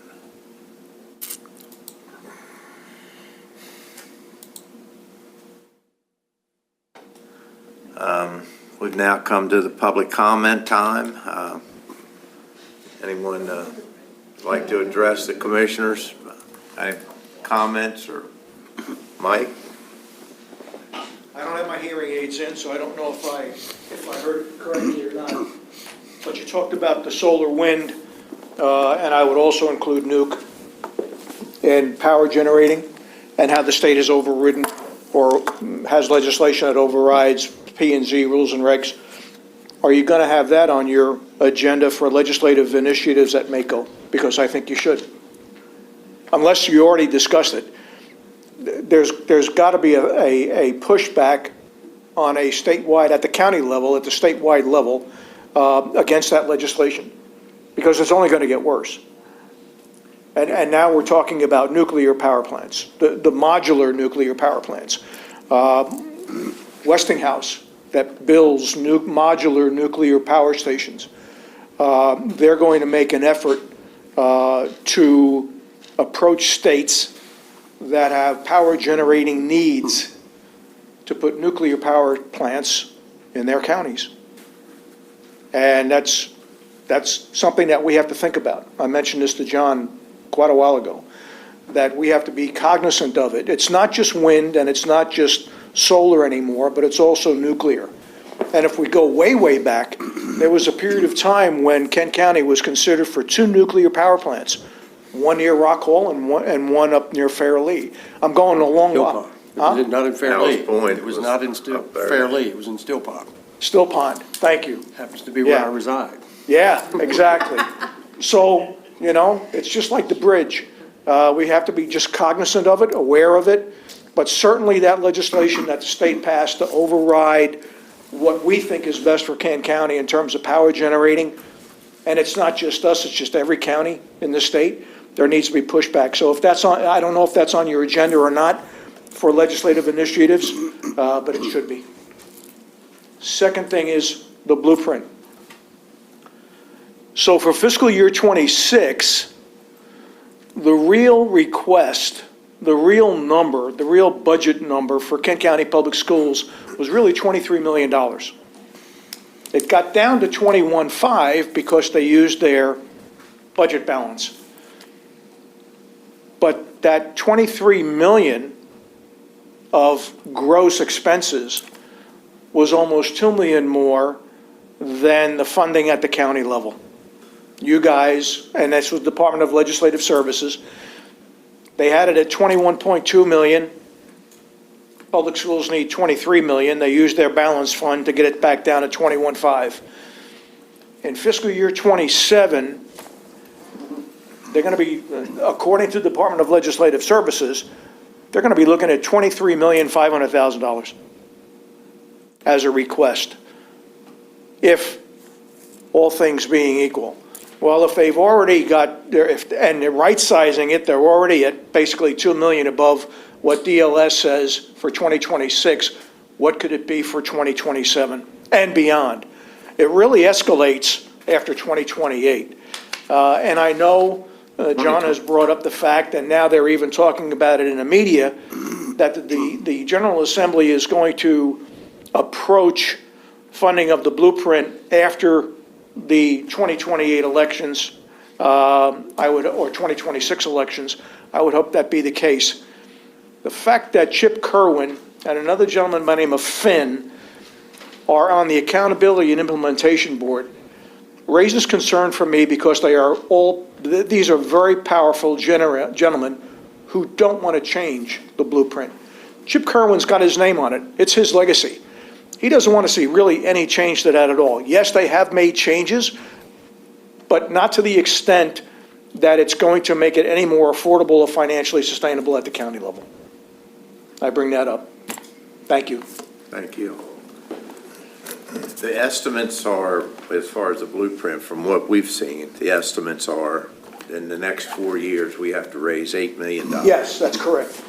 2.5 next year. Yeah, This, in 2027. over and above what we did this year. Yeah, That's correct. yeah, just keeps on going up. Just to keep that in mind. Yeah. Thank you. Thank you.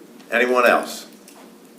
If not, I do think we have I have I'm sorry. Go just ahead. something I want to talk about. Last night, I was bored, so Uh-oh. I actually had a chance to watch the Kent County Board of Education meeting. And during that meeting, there was a very lengthy discussion regarding the new middle school. And there was a vote taken that I think was kind of probably a little premature, but that's not my job to run the Board of Ed. That's Dr. McComas and the board members, but they indicated that they were hopeful that they would be breaking ground sometime in January or February for the new middle school. They are soon to get back some new numbers, because they were told to basically shrink the square footage that was proposed in the initial draft.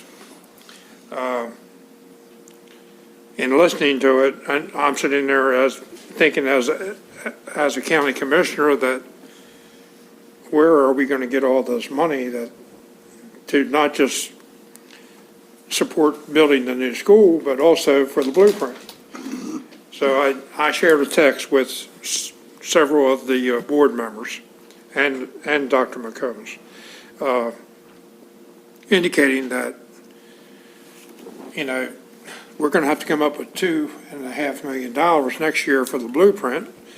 And if my math is anywhere close,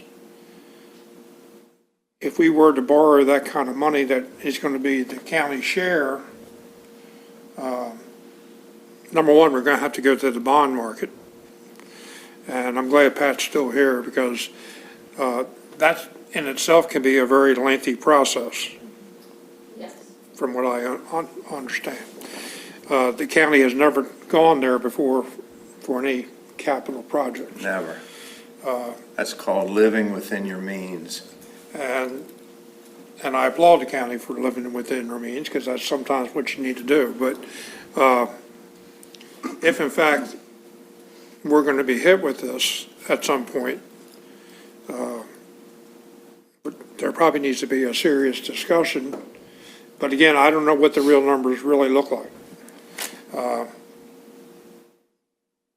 But I do know that we're not going to be able to afford an annual payment of at least $750,000 or more on top of the 2.5 million that the blueprint's gonna. Well, I can tell you that, and these aren't official numbers, but I've had some conversations about the exact thing you're talking about. And if we went and borrowed the money that we're supposed to be liable for now, which is, it's a 50-50 split, but the state's given us $8 million towards our share, so it makes it, we have to come up with $32 million for this new middle school. Plus stock costs. The, plus, yeah, this is a, but our payment on 32 million dollars be about $2 million a year. So put the 2.5 for Blueprint and put 2 more on top of it. And I'll ask the same question John just asked, where's it all gonna come from? Because we have very limited resources. It's got to come up with growth, and of course, and if we leave it up to our health department, we ain't growing a dime the next couple of years that I'm aware of. So we'll figure, and then, I could go on, but I'm not. But that's a very good question. I think there's gonna be obviously conversations that are gonna take place. And that about $2 million this. I was talking about ain't just for a year or two, that's for every year for 30 years. That's financing that money for 30 years. And you're looking at a minimum of $2 million a year. So Pat, do you have any idea what the time frame is on the bond market process? I can find out for you and get a clearer answer. I want to say, probably off the top of my head, last time we talked, it's probably 6 months. That's what I was thinking. Would they require interim financing first as we build the project and then we do the bond? A lot of times with these bonds, you have a bridge loan through a financial institution, and then when the project is nearly complete, then you do a closing with the bond, and then they use that money to pay back the bridge loan, and then we're financing it over the 30 years or 40 years or whatever the bond is. I mean, it sounds like we have some lead time here. Never having been to the bond market, I don't know that, how close of an estimate we could get to what our rate would be. So I think these are all questions that we probably should explore, and we can reach out to our advisors and get some more solid answers. But you're right about the numbers. Yeah, I just think that we ought to maybe start being a little proactive here and start trying to figure out what we can afford and what we can't afford. And exactly what it's going to take if in fact we decide to move forward, if we can financially do it. And one of the first steps, we have to engage a financial advisor. I think the last time we looked at those costs, they were somewhere in the neighborhood of $100,000 to do a financing like this. So that would probably be the first step. Probably your bond counsel cost now is probably going to be about $15,000, maybe more.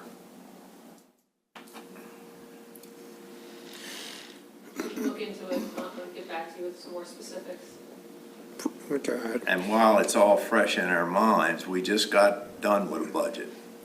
And we had around, $2 or $3 million in new money, which was a lot for us during my time.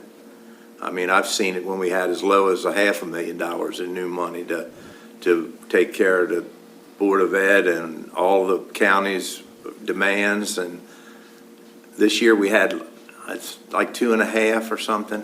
We got it down to where. It was 3.3, I think you remember. It was all said and done. The piece was slightly less. We got it down to where we didn't even really balance the budget. We come within $200,000 or $300,000 of it, but we feel comfortable without going and taking away from somebody. We're pretty sure that we'll have that much left over at the end of the year. So we're close. Put 4.5 more on top of that and tell me where that's going to come from. 2.5 for the blueprint, 2 for the school, another 4.5 on top of that 300,000 we left on the books, and tell me where all that's going to. It's just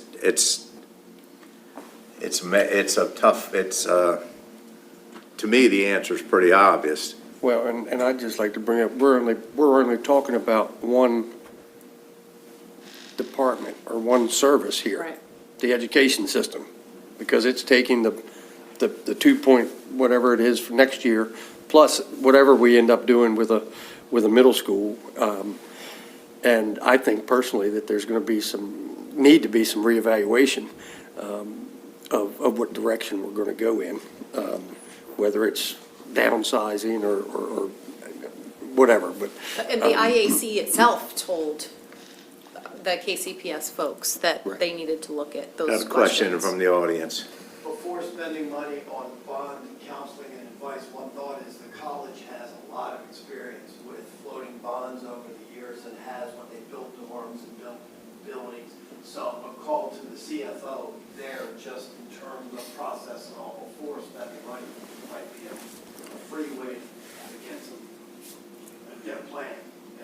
And I certainly appreciate that advice moving forward, but I'm more concerned with what we're going to cost us after it's all said and done. I still appreciate your advice, and we will take that advice if it ever comes to it.